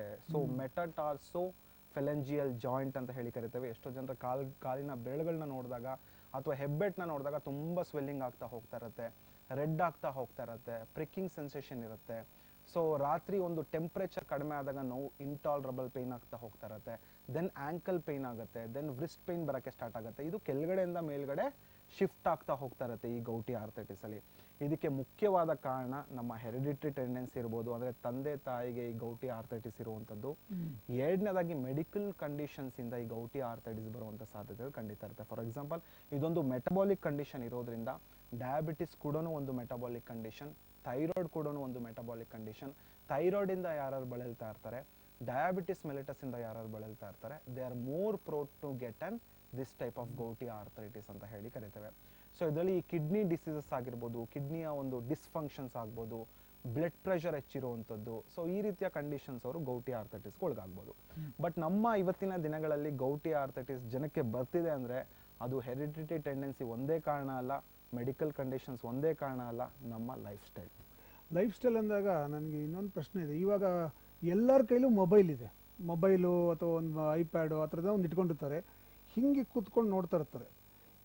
ಈ ಆ್ಯಂಗಲಲ್ಲಿದ್ದಾಗ ಈ ಪೋರ್ಷನ್, ಕತ್ತಿನ ಪೋರ್ಷನು ಮತ್ತು ಶೋಲ್ಡರ್ ಪೋರ್ಷನ್ನು ಒಂದು ಪೇಯ್ನ್ ಬರೋಕ್ಕೆ ಶುರುವಾಗುತ್ತೆ ಜನಕ್ಕೆ. ಇದು ಜಾಸ್ತಿ ಆಗ್ತಾ ಇದೆ ಈಗಿನ ಜೀವನದಲ್ಲಿ ಅಂತ. ಅದು ಆರ್ಥರೈಟಿಸ್ಗೆ ಲೀಡ್ ಆಗುತ್ತಾ, ಅದು is it one of the arthritis condition? ಖಂಡಿತ it is one of the arthritis condition ಅಂತಾನೆ ಹೇಳ್ಬೋದು. ನಾನು ಮೂಳೆಗಳಿಗೆ ಹೇಗೆ ಒತ್ತಡ ಅಂತ ಒಂದು ಹೇಳ್ತಾ ಇದ್ದೀನಿ ಪದೇ ಪದೇ, ಅದೇ ರೀತಿ ನಮ್ಮ ಕತ್ತಿನ ಮೇಲ್ಭಾಗದಲ್ಲಿ ಬರುವಂಥ ಮೂಳೆಗಳಾಗಿರ್ಬೋದು, ಕತ್ತಿನ ಮೂಳೆಗಳಾಗಿರ್ಬೋದು, ಇಲ್ಲಿ ಮೆಕ್ಯಾನಿಕಲ್ ಸ್ಟ್ರೆಸ್ ಆಗ್ತಾ ಇದೆ due to because of mobile usage. ಯಾವತ್ತು ನಾವು ಈ 90 ಡಿಗ್ರಿಲಿ ಯೂಸ್ ಮಾಡಿ ಅಂತ ಹೇಳ್ತೀವಿ, ಹಿಂಗೆ ಇಟ್ಕೊಳ್ಬೇಕು. ಬಟ್ ಯಾರು ಕೂಡ ಅವರು ಮಾಡೋದಿಲ್ಲ, because that is practically not possible ಅಂತ ಹೇಳ್ತೀವಿ. ಸೊ ಇದು ಹೆಚ್ಚಾಗಿ ಎಷ್ಟು ಯೂಸ್ ಮಾಡಬೇಕು ಅಷ್ಟು ಮಾತ್ರ ಯೂಸ್ ಮಾಡಬೇಕು. ಬಟ್ ಇವತ್ತಿನ ದಿನಗಳಲ್ಲಿ ಗ್ಯಾಜೆಟ್ಸ್ ಯುಗ ಅಂತಾನೆ ಹೇಳ್ತೀವಿ. ಸೊ 2 ರೂಮಲ್ಲಿ ಅಪ್ಪ ಅಮ್ಮ ಮಲಗಿದ್ರೆ ಅಥವಾ ಅಣ್ಣ ತಮ್ಮ ಮಲಗಿದ್ರೆ ಮೆಸೇಜ್ ಮಾಡ್ತಾ ಹೋಗ್ತಾ ಇರ್ತಾರೆ, ಗುಡ್ ನೈಟ್, ಗುಡ್ ಮಾರ್ನಿಂಗ್ ಅಂತ. ಸೊ ಇಷ್ಟ್ರ ಮಟ್ಟಿಗೆ ನಮ್ಮ ಜೀವನ ನಾವು ಅದ್ರೊಳಗಡೆ ಅಳವಡಿಸ್ಕೊಳ್ತಾ ಇದ್ದೀವಿ. ಸೊ ಈ ಗೌಟಿ ಆರ್ಥೈಟಿಸ್ ಕೂಡ ಇದೆಲ್ಲ ಕಾರಣ ಅಂತಾನೆ ಹೇಳ್ಬೋದು. ಅತಿ ಹೆಚ್ಚಾಗಿ ಅಭ್ಯಾಸಗಳು ಈ ಗೌಟಿ ಆರ್ಥೈಟಿಸ್ಗೆ ಕಾರಣ ಆಗುತ್ತೆ. ಫಾರ್ ಎಕ್ಸಾಂಪಲ್, ಅತಿ ಹೆಚ್ಚಾಗಿ ಈ ಮದ್ಯಪಾನ ಮಾಡುವಂಥದ್ದು, ಅತಿ ಹೆಚ್ಚಾಗಿ ಧೂಮಪಾನ ಮಾಡುವಂಥದ್ದು, ಅತಿ ಹೆಚ್ಚಾಗಿ ತಂಬಾಕು ಸೇವನೆ ಮಾಡುವಂಥದ್ದು, ಅಥವಾ ಈ ಪ್ರೋಟೀನ್ ಡಯಟ್ ಯಾರು ಹೆಚ್ಚು ತಗೊಳ್ತಾರೆ, ಎಸ್ಪೆಷಲಿ ಇದೊಂದು ಫ್ಯಾಷನ್ ಆಗಿದೆ ಇವತ್ತಿನ ದಿನಗಳಲ್ಲಿ. ಸೊ ಈಗ ಜಿಮ್ಗಳ ಹೋಗ್ತಾರೆ, ಸೊ ಪ್ರೋಟೀನ್ ಪೌಡರ್ಸ್ಗಳನ್ನ ತಗೊಳ್ತಾರೆ, ಬಾಡಿ ಬಿಲ್ಡಿಂಗ್ ಅಂತ ನೆಪದಲ್ಲಿ. ಸೊ ಈ ರೀತಿಯ ಒಂದು ಪ್ರೋಟೀನ್ ನಮ್ಮ ದೇಹದಲ್ಲಿ ಹೆಚ್ಚಾದಾಗ ಈ ರೀತಿಯ ಒಂದು ಗೌಟಿ ಆರ್ಥೈಟಿಸ್ ಬರುವಂಥ ಸಾಧ್ಯತೆಗಳು ಖಂಡಿತ ಇರುತ್ತೆ. ನಮ್ಮ ಸರ್ವೇ ಸಾಮಾನ್ಯವಾದೊಂದು ಪ್ರೋಟೀನಲ್ಲಿ ನಾವು ಹೇಳುವಂಥದ್ದು ಈ ಬೀನ್ಸ್ ಅಂತ ಹೇಳ್ತೀವಿ, ಅಥವಾ ಪೀಸ್ ಬಟಾಣಿಗಳಾಗಿರ್ಬೋದು, ಸ್ಪಿನಾಚ್ ಪಾಲಕ್ ಸೊಪ್ಪುಗಳನ್ನ ಆಗಿರ್ಬೋದು, ಈ ರೀತಿಯ ಪದಾರ್ಥಗಳು ಯಾರು ಹೆಚ್ಚು ಸೇವನೆ ಮಾಡ್ತಾ ಇರ್ತಾರೆ ಅಂಥವ್ರು ಕೂಡ they are more prone to get an this type of gouty arthritis ಅಂತ ಹೇಳಿ ಕರಿತೇವೆ. ಈ ಗೌಟಿ ಆರ್ಥರೈಟಿಸ್ ಸಫರ್ ಮಾಡ್ತಾ ಇದ್ದಾರಾ ಅಂತ ಹೇಳೋದಕ್ಕೆ ಒಂದು ಸಿಂಪಲ್ ಬ್ಲಡ್ ಟೆಸ್ಟ್ನ ಮಾಡಿಸ್ತೀವಿ, ಯೂರಿಕ್ ಆಸಿಡ್ ಬ್ಲಡ್ ಟೆಸ್ಟ್ನ ಮಾಡಿಸ್ತೀವಿ. ಆ ಯೂರಿಕ್ ಆಸಿಡ್ ಲೆವೆಲ್ ಯಾವಾಗ 7ಗಿಂತ ಹೆಚ್ಚಿರುತ್ತೆ ಆ ವ್ಯಕ್ತಿ ಗೌಟಿ ಆರ್ಥರೈಟಿಸ್ ಇಂದ ಬಳಲ್ತಾ ಇದ್ದಾನೆ ಅನ್ನೋದು ಗೊತ್ತಾಗುತ್ತೆ. ಇಲ್ಲ ಅಂದ್ರೆ ಜಾಯಿಂಟ್ಗಳಲ್ಲಿ ನೋವು ಬರ್ತಿದ್ರೆ ಅಲ್ಲಿನ ಒಂದು ಸೈನೋಯಲ್ ದ್ರವದ ಒಂದು ಕಂಟೆಂಟ್ನ ತಗೊಂಡು ಅದನ್ನ ಪರೀಕ್ಷೆಗೆ ಒಳಗಾದಾಗ ಈ ಮೋನೋಸೋಡಿಯಂ ಯೂರೇಟ್ ಅಂತ ಕ್ರಿಸ್ಟಲ್ಸ್ ಅದರಲ್ಲಿ ಗೊತ್ತಾಗ್ತಾ ಹೋಗ್ತಾ ಇರೋದು. ಅಂದ್ರೆ ಆ ವ್ಯಕ್ತಿಗೆ ಆ ಕ್ರಿಸ್ಟಲ್ ಡೆಪಾಸಿಟ್ ಆಗ್ತಾ ಇದೆ. ಸೊ ಕ್ರಿಸ್ಟಲ್ ಯಾವಾಗ ಡೆಪಾಸಿಟ್ ಆಗ್ತಾ ಹೋಗ್ತಾ ಇರುತ್ತೆ ಅದನ್ನ ನಾವು ಪೊಡೆಗ್ರಾ ಅಂತ ಮೆಡಿಕಲಿ ನಾವು ಹೇಳಿ ಕರಿತೇವೆ, ಅಥವಾ ಟೋಫಿ ಅಂತ ಹೇಳಿ ಕರಿತೇವೆ. ಸೊ ಇದು ತುಂಬಾ ಜನ ಇವತ್ತಿನ ದಿನಗಳಲ್ಲಿ ಆಸ್ಟಿಯೋ ಆರ್ಥೈಟಿಸ್ ಜನ ಎಷ್ಟು ಬಳಲ್ತಾ ಇದ್ದಾರೆ ಅಷ್ಟೇ ಪ್ರತಿಶತ ಈ ಗೌಟಿ ಆರ್ಥೈಟಿಸ್ ಇಂದ ಬಳಲ್ತಾ ಇದ್ದಾರೆ. ಯಾಕಂದ್ರೆ ಇದು ಆಲ್ಕೋಹಾಲಿಸಮ್ ಇಂದ ಬರುವಂತದ್ದು, ಪ್ರೋಟೀನ್ ಡಯಟ್ ಇಂದ ಬರುವಂತದ್ದು, ಧೂಮಪಾನ ಇಂದ ಬರುವಂತದ್ದು. ಜನಕ್ಕೆ ಏನೋ ಒಂದು ನಾನು ಸ್ಮೋಕಿಂಗ್ ಮಾಡಿದ್ರೆ, ನಾನು ಆಲ್ಕೋಹಾಲಿಸಮ್ಗೆ ಒಳಗಾದ್ರೆ ನನ್ನ ಸ್ಟ್ರೆಸ್ ಎಲ್ಲ ಕಡಿಮೆ ಆಗ್ಬಿಡುತ್ತೆ ಅಂತ ಹೇಳ್ತಾರೆ. Medically that is not A proven. Okay, so medically ಯಾವುದು ಪ್ರೂವನ್ ಇರೋದಿಲ್ಲ. ಅದು ಅಭ್ಯಾಸಕ್ಕೆ ಒಳಗಾದಾಗ ಈ ರೀತಿಯ ರೋಗಗಳು, ಈ ರೀತಿಯ ಸಮಸ್ಯೆಗಳು ನಮ್ಮ ದೇಹಕ್ಕೆ ಅರ್ಲಿ ಏಜಲ್ಲಿ ಬರೋದಕ್ಕೆ ಮುಖ್ಯವಾದ ಒಂದು ಕಾರಣ ಅನ್ನೋದು ಹೇಳ್ಬೋದಾಗಿದೆ. ಇನ್ನೊಂದು ಕಾಲಿದೆ. ಹಲೋ ಹಲೋ ಸರ್, ನಮಸ್ತೆ ಸರ್. ನಮಸ್ಕಾರ, ತಮ್ಮ ಹೆಸರು? ಸರ್ ಚಂದ್ರಪ್ಪ ಅಂತ ಹೇಳಿ ಸರ್. ಚಂದ್ರಪ್ಪ, ನಾನು ಚಂದ್ರು. ಹೌದು ಹೇಳಿ ಚಂದ್ರಪ್ಪ, Okay. ನಿಮ್ಮ ಸಮಸ್ಯೆ ಏನು? ಸರ್, ಟಿವಿ ನೋಡ್ತಾ ಇದ್ದೆ, ಶೋ ಚೆನ್ನಾಗಿ ಬರ್ತಾ ಇತ್ತು. Thank you. ಮತ್ತೆ ನಿಮ್ಮ ಜೊತೆ ಮಾತಾಡೋಣ ಅಂತ ಕಾಲ್ ಮಾಡಿದ್ವಿ. ಹಾಗೆ ನಮಗೂ ಕೂಡ ಪ್ರಾಬ್ಲಮ್ ಇದೆ ಹೇಳಿ ಆರ್ಥರೈಟಿಸ್ ಬಗ್ಗೆ. ಆದ್ರೆ ಡಾಕ್ಟರ್ ಏನು ಸಲಹೆ ಕೊಡ್ತಾರೆ ಅಂತ ತಿಳ್ಕೊಳ್ಳೋಣ ಅಂತ ಕಾಲ್ ಮಾಡಿದ್ವಿ ಸರ್. ನಿಮ್ಮ ಪ್ರಾಬ್ಲಮ್ ಏನಿದೆ ಹೇಳಿ. ಸರ್, ನನ್ನ ಕಾಲ್ ಹೆಬ್ಬೆಟ್ಟಲ್ಲಿ ನೋವು ಕಾಣಿಸ್ಕೊಳ್ತಾ ಇದೆ. ಹಾಂ, ಕಾಲ್ ಹೆಬ್ಬೆಟ್ಟಲ್ಲಿ ನೋವು, ಇದ್ರ ಬಗ್ಗೆ ನಾವು ಒಂಚೂರು ಡಿಸ್ಕಷನ್ ಮಾಡಲೇಬೇಕು. ಯಾಕಂದರೆ ಈ ಕಾಲ್ ಹೆಬ್ಬೆಟ್ಟು ಮತ್ತು ಬೆರಳಿನ ಜಾಯಿಂಟ್ಗಳಲ್ಲಿ ನೋವು ಬರುವಂಥದ್ದು. ಸೊ ಇದಕ್ಕೆ ನೀವೇನು ಹೇಳ್ತೀರಾ? ಹಲೋ ಹಲೋ ಸರ್, ನಮಸ್ತೆ. ನಮಸ್ತೆ ಸರ್, ಹೇಳಿ, ಏನ್ ಸಮಸ್ಯೆಗೆ, ಏನ್ ತೊಂದರೆಗೆ ಕರೆ ಮಾಡಿದ್ರಿ? ಸರ್, ಇದು ನಂದು ಕಾಲ್ ಹೆಬ್ಬೆರಳು ನೋವು ಬರ್ತಾ ಇದೆ. ಹೆಬ್ಬೆಟ್ಟಲ್ಲಿ ನೋವು ಬರ್ತಿದೆ? ಹೌದು ಸರ್, ಹೌದು. ಓಕೆ, ಅಂತಂದ್ರೆ 4 ವರ್ಷದಿಂದ ನೋವು ಬರ್ತಾ ಇದೆ. ಓಕೆ, ಅದಕ್ಕೆ ಏನಾದರೂ ಟ್ರೀಟ್ಮೆಂಟ್ ಏನಾದರೂ ಇದೆಯಾ ಅಂತ ತಿಳ್ಕೊಳ್ಳೋಣ ಅಂತ ಓಕೆ. ಏನಾದರೂ ರಕ್ತ ಪರೀಕ್ಷೆ, ಎಸ್ಪೆಷಲಿ ಯೂರಿಕ್ ಆಸಿಡ್ ಅಂಶನ ಚೆಕ್ ಮಾಡಿಸಿದೀರಾ? ಹೌದು ಸರ್, ಹೌದು ಮಾಡಿಸಿ. ಎಷ್ಟಿದೆ ಯೂರಿಕ್ ಆಸಿಡ್ ಅಂಶ? ಅದು 12 ಇದೆ ಅಂತ ಹೇಳ್ತಾ ಇದ್ದಾರೆ ಸರ್. ಓಕೆ, ಈಗ ಪ್ರೆಸೆಂಟ್ಲಿ ಏನಾದರೂ ಔಷಧಿಗಳನ್ನ ತಗೋತಾ ಇದ್ದೀರಾ ಚಂದ್ರಪ್ಪ ಅವರೇ? ಪ್ರೆಸೆಂಟ್ಲಿ ಟ್ಯಾಬ್ಲೆಟ್ ಅದೇನು ಕ್ಲಿನಿಕಲ್ ಕೊಡ್ತಾ ಇಲ್ಲ ಸರ್. ನಾರ್ಮಲಿ ಅದೇ ಟ್ಯಾಬ್ಲೆಟ್ಸ್ಗಳನ್ನೆಲ್ಲ ತಗೊಂತಾ ಇದ್ದೀನಿ. ಆದ್ರೂ ಕೂಡ ಅಷ್ಟೊಂದು ಎಫೆಕ್ಟಿವ್ ಆಗ್ತಾ ಇಲ್ಲ ಅದು. ಓಕೆ, ಹೆಬ್ಬೆಟ್ಟಲ್ಲಿ ಮಾತ್ರ ನೋವು ಬರ್ತಿದ್ಯಾ ಅಥವಾ ಬೇರೆ ಬೇರೆ ತರದ ಒಂದು ಪಾಲಿ ಆರ್ಥರೈಟಿಸ್ ಅಂದ್ರೆ ಬೇರೆ ಬೇರೆ ಜಾಯಿಂಟ್ ಅಲ್ಲಿ ಏನಾದರೂ ನೋವು ಬರ್ತಿದ್ಯಾ? ಏನಿಲ್ಲ ಸರ್, ಅದು ಹೆಬ್ಬೆಟ್ಟಲ್ಲಿ ಮಾತ್ರ ನೋವು ಬರ್ತಾ ಇದೆ. ಓಕೆ, ಏನಾದರೂ ಅಭ್ಯಾಸಗಳಿದೆಯಾ? ಧೂಮಪಾನ, ಸ್ಮೋಕಿಂಗು, ಆಲ್ಕೋಹಾಲ್ ಈ ತರದ್ ಏನಾದರೂ? ಹೌದು ಸರ್, ಹೌದು. ಓಕೆ, ವೈದ್ಯರು ನಿಮ್ಗೆ ಹೇಳಿಲ್ವಾ ಅದನ್ನ ಕಡಿಮೆ ಮಾಡಿ, ಅದನ್ನ ಕಡಿಮೆ ಮಾಡೋ ತನಕ ನಿಮ್ಗೆ ಈ ನೋವು ಕಡಿಮೆ ಆಗೋದಿಲ್ಲ ಅಂತ ಯಾರು ಹೇಳಿಲ್ವಾ ನಿಮ್ಗೆ? ತಿಳಿಸಿದ್ದಾರೆ, ಸ್ವಲ್ಪ ಇತ್ತೀಚೆಗೆ ಕಡಿಮೆ ಮಾಡಿದ್ದೀನಿ ಸರ್. ಓಕೆ ಸರ್, ಹೆಬ್ಬೆಟ್ಟಲ್ಲಿ ನೋವು ಬರುವಂಥದ್ದು, ಸೊ ಹೆಬ್ಬೆಟ್ಟಲ್ಲಿ ಡೆಪಾಸಿಟ್ಸ್ ಆಗುವಂಥದ್ದು ನಾವು ಗೌಟಿ ಆರ್ಥರೈಟಿಸ್ ಅಂತ ಹೇಳಿ ಕರಿತೇವೆ. ಇದೊಂದು ವಿಧವಾದ ಒಂದು ಆರ್ಥರೈಟಿಸ್. ತುಂಬ ಜನ ನಿಮ್ಮ ಥರ ಇವತ್ತಿನ ದಿನಗಳಲ್ಲಿ ಬಳಲ್ತಾ ಇದ್ದಾರೆ. ಸೊ ಇದೊಂದು ಲೈಫ್ ಸ್ಟೈಲ್, ಜೀವನ ಶೈಲಿಯಿಂದ ಬಂದಿರುವಂಥದ್ದು. ಕಾರಣವಾಗಿ ನಾನು ಯಾಕೆ ಕೇಳಿದೆ ನಿಮಗೆ ಧೂಮಪಾನ ಮದ್ಯಪಾನ ಮಾಡ್ತಾ ಇದ್ದೀರಾ ಅಂತ ಹೇಳಿದ್ರೆ, ಮೇಯ್ನಾಗಿ ಈ ಕಾರಣದಿಂದ ಇವತ್ತಿನ ದಿನಗಳಲ್ಲಿ ಅರ್ಲಿ ಏಜಲ್ಲಿ ಬರೋದಕ್ಕೆ ಈ ಗೌಟಿ ಆರ್ಥರೈಟಿಸ್ ಕಾರಣ ಆಗ್ತದೆ. ದಯವಿಟ್ಟು ಆ ಮದ್ಯಪಾನ ತಗೊಳ್ಳೋದನ್ನ, ಧೂಮಪಾನನ ಆದಷ್ಟು ಕಡಿಮೆ ಮಾಡಿ ನಿಲ್ಲಿಸಬೇಕಾಗತ್ತೆ. ಬಿಕಾಸ್ ಅನ್ಲೆಸ್ ಅಂಡ್ ಅಂಟಿಲ್ ಅದು ಕಡಿಮೆ ಮಾಡೋ ತನಕ ಮೇಂಟೈನಿಂಗ್ ಕಾಸ್ ಅಂತ ಹೇಳ್ತೀವಿ, ಅದು ಕಾರಣವಾಗೇ ಹೋಗ್ತಾ ಹೋಗುತ್ತೆ. ಎಷ್ಟೇ ಒಳ್ಳೆ ಟ್ರೀಟ್ಮೆಂಟ್ ತೊಗೊಂಡ್ರು ಅದು ಕಡಿಮೆ ಆಗ್ತಾ ಇಲ್ಲ. ನೀವು ಇಷ್ಟು ವರ್ಷ ಟ್ಯಾಬ್ಲೆಟ್ಸ್ಗಳನ್ನ ತಗೋತಾ ಇದ್ದೀರಾ, ಅಷ್ಟಾಗಿ ಯಾಕೆ ಹೆಲ್ಪ್ ಆಗ್ತಾ ಇಲ್ಲ ಅಂತ ಹೇಳಿದ್ರೆ ನಿಮ್ಮಿಂದ ಆ ಕಾಯಿಲೆಗೆ ಯಾವುದೇ ರೀತಿ ಸಪೋರ್ಟ್ ಅನ್ನೋದಿಲ್ಲ. ಓಕೆ, ಈ ಗೌಟಿ ಆರ್ಥೈಟಿಸ್ಗೆ ಹೆಚ್ಚಾಗಿ ನಾವು ಹೇಳುವಂಥದ್ದು ವಿಟಮಿನ್ ಸಿ ಅಂಶಗಳು ಇರುವಂಥ ಒಂದು ಪದಾರ್ಥಗಳು. ಈಗ ನಿಂಬೆಹಣ್ಣು ಜ್ಯೂಸ್ ಆಗಿರ್ಬೋದು, ಆರೆಂಜ್ ಆಗಿರ್ಬೋದು, ಈ ರೀತಿಯ ಪದಾರ್ಥಗಳನ್ನ ಹೆಚ್ಚು ತಗೊಂಡಾಗ ಈ ಯೂರಿಕ್ ಆ್ಯಸಿಡ್ ಅಂಶ ನಿಮಗೆ ಕಡಿಮೆ ಆಗ್ತಾ ಹೋಗ್ತಾ ಇರುತ್ತೆ. ನಾರ್ಮಲ್ ಆಗಿ 3.5ರಿಂದ 7.0 ಮಿಲಿಗ್ರಾಮ್ ಪರ್ ಡೆಸಿಲೀಟರ್ ಇರಬೇಕಾಗತ್ತೆ. ಸೊ 12 ಇದೆ ಅಂತ ಹೇಳ್ತಾ ಇದ್ದೀರಾ.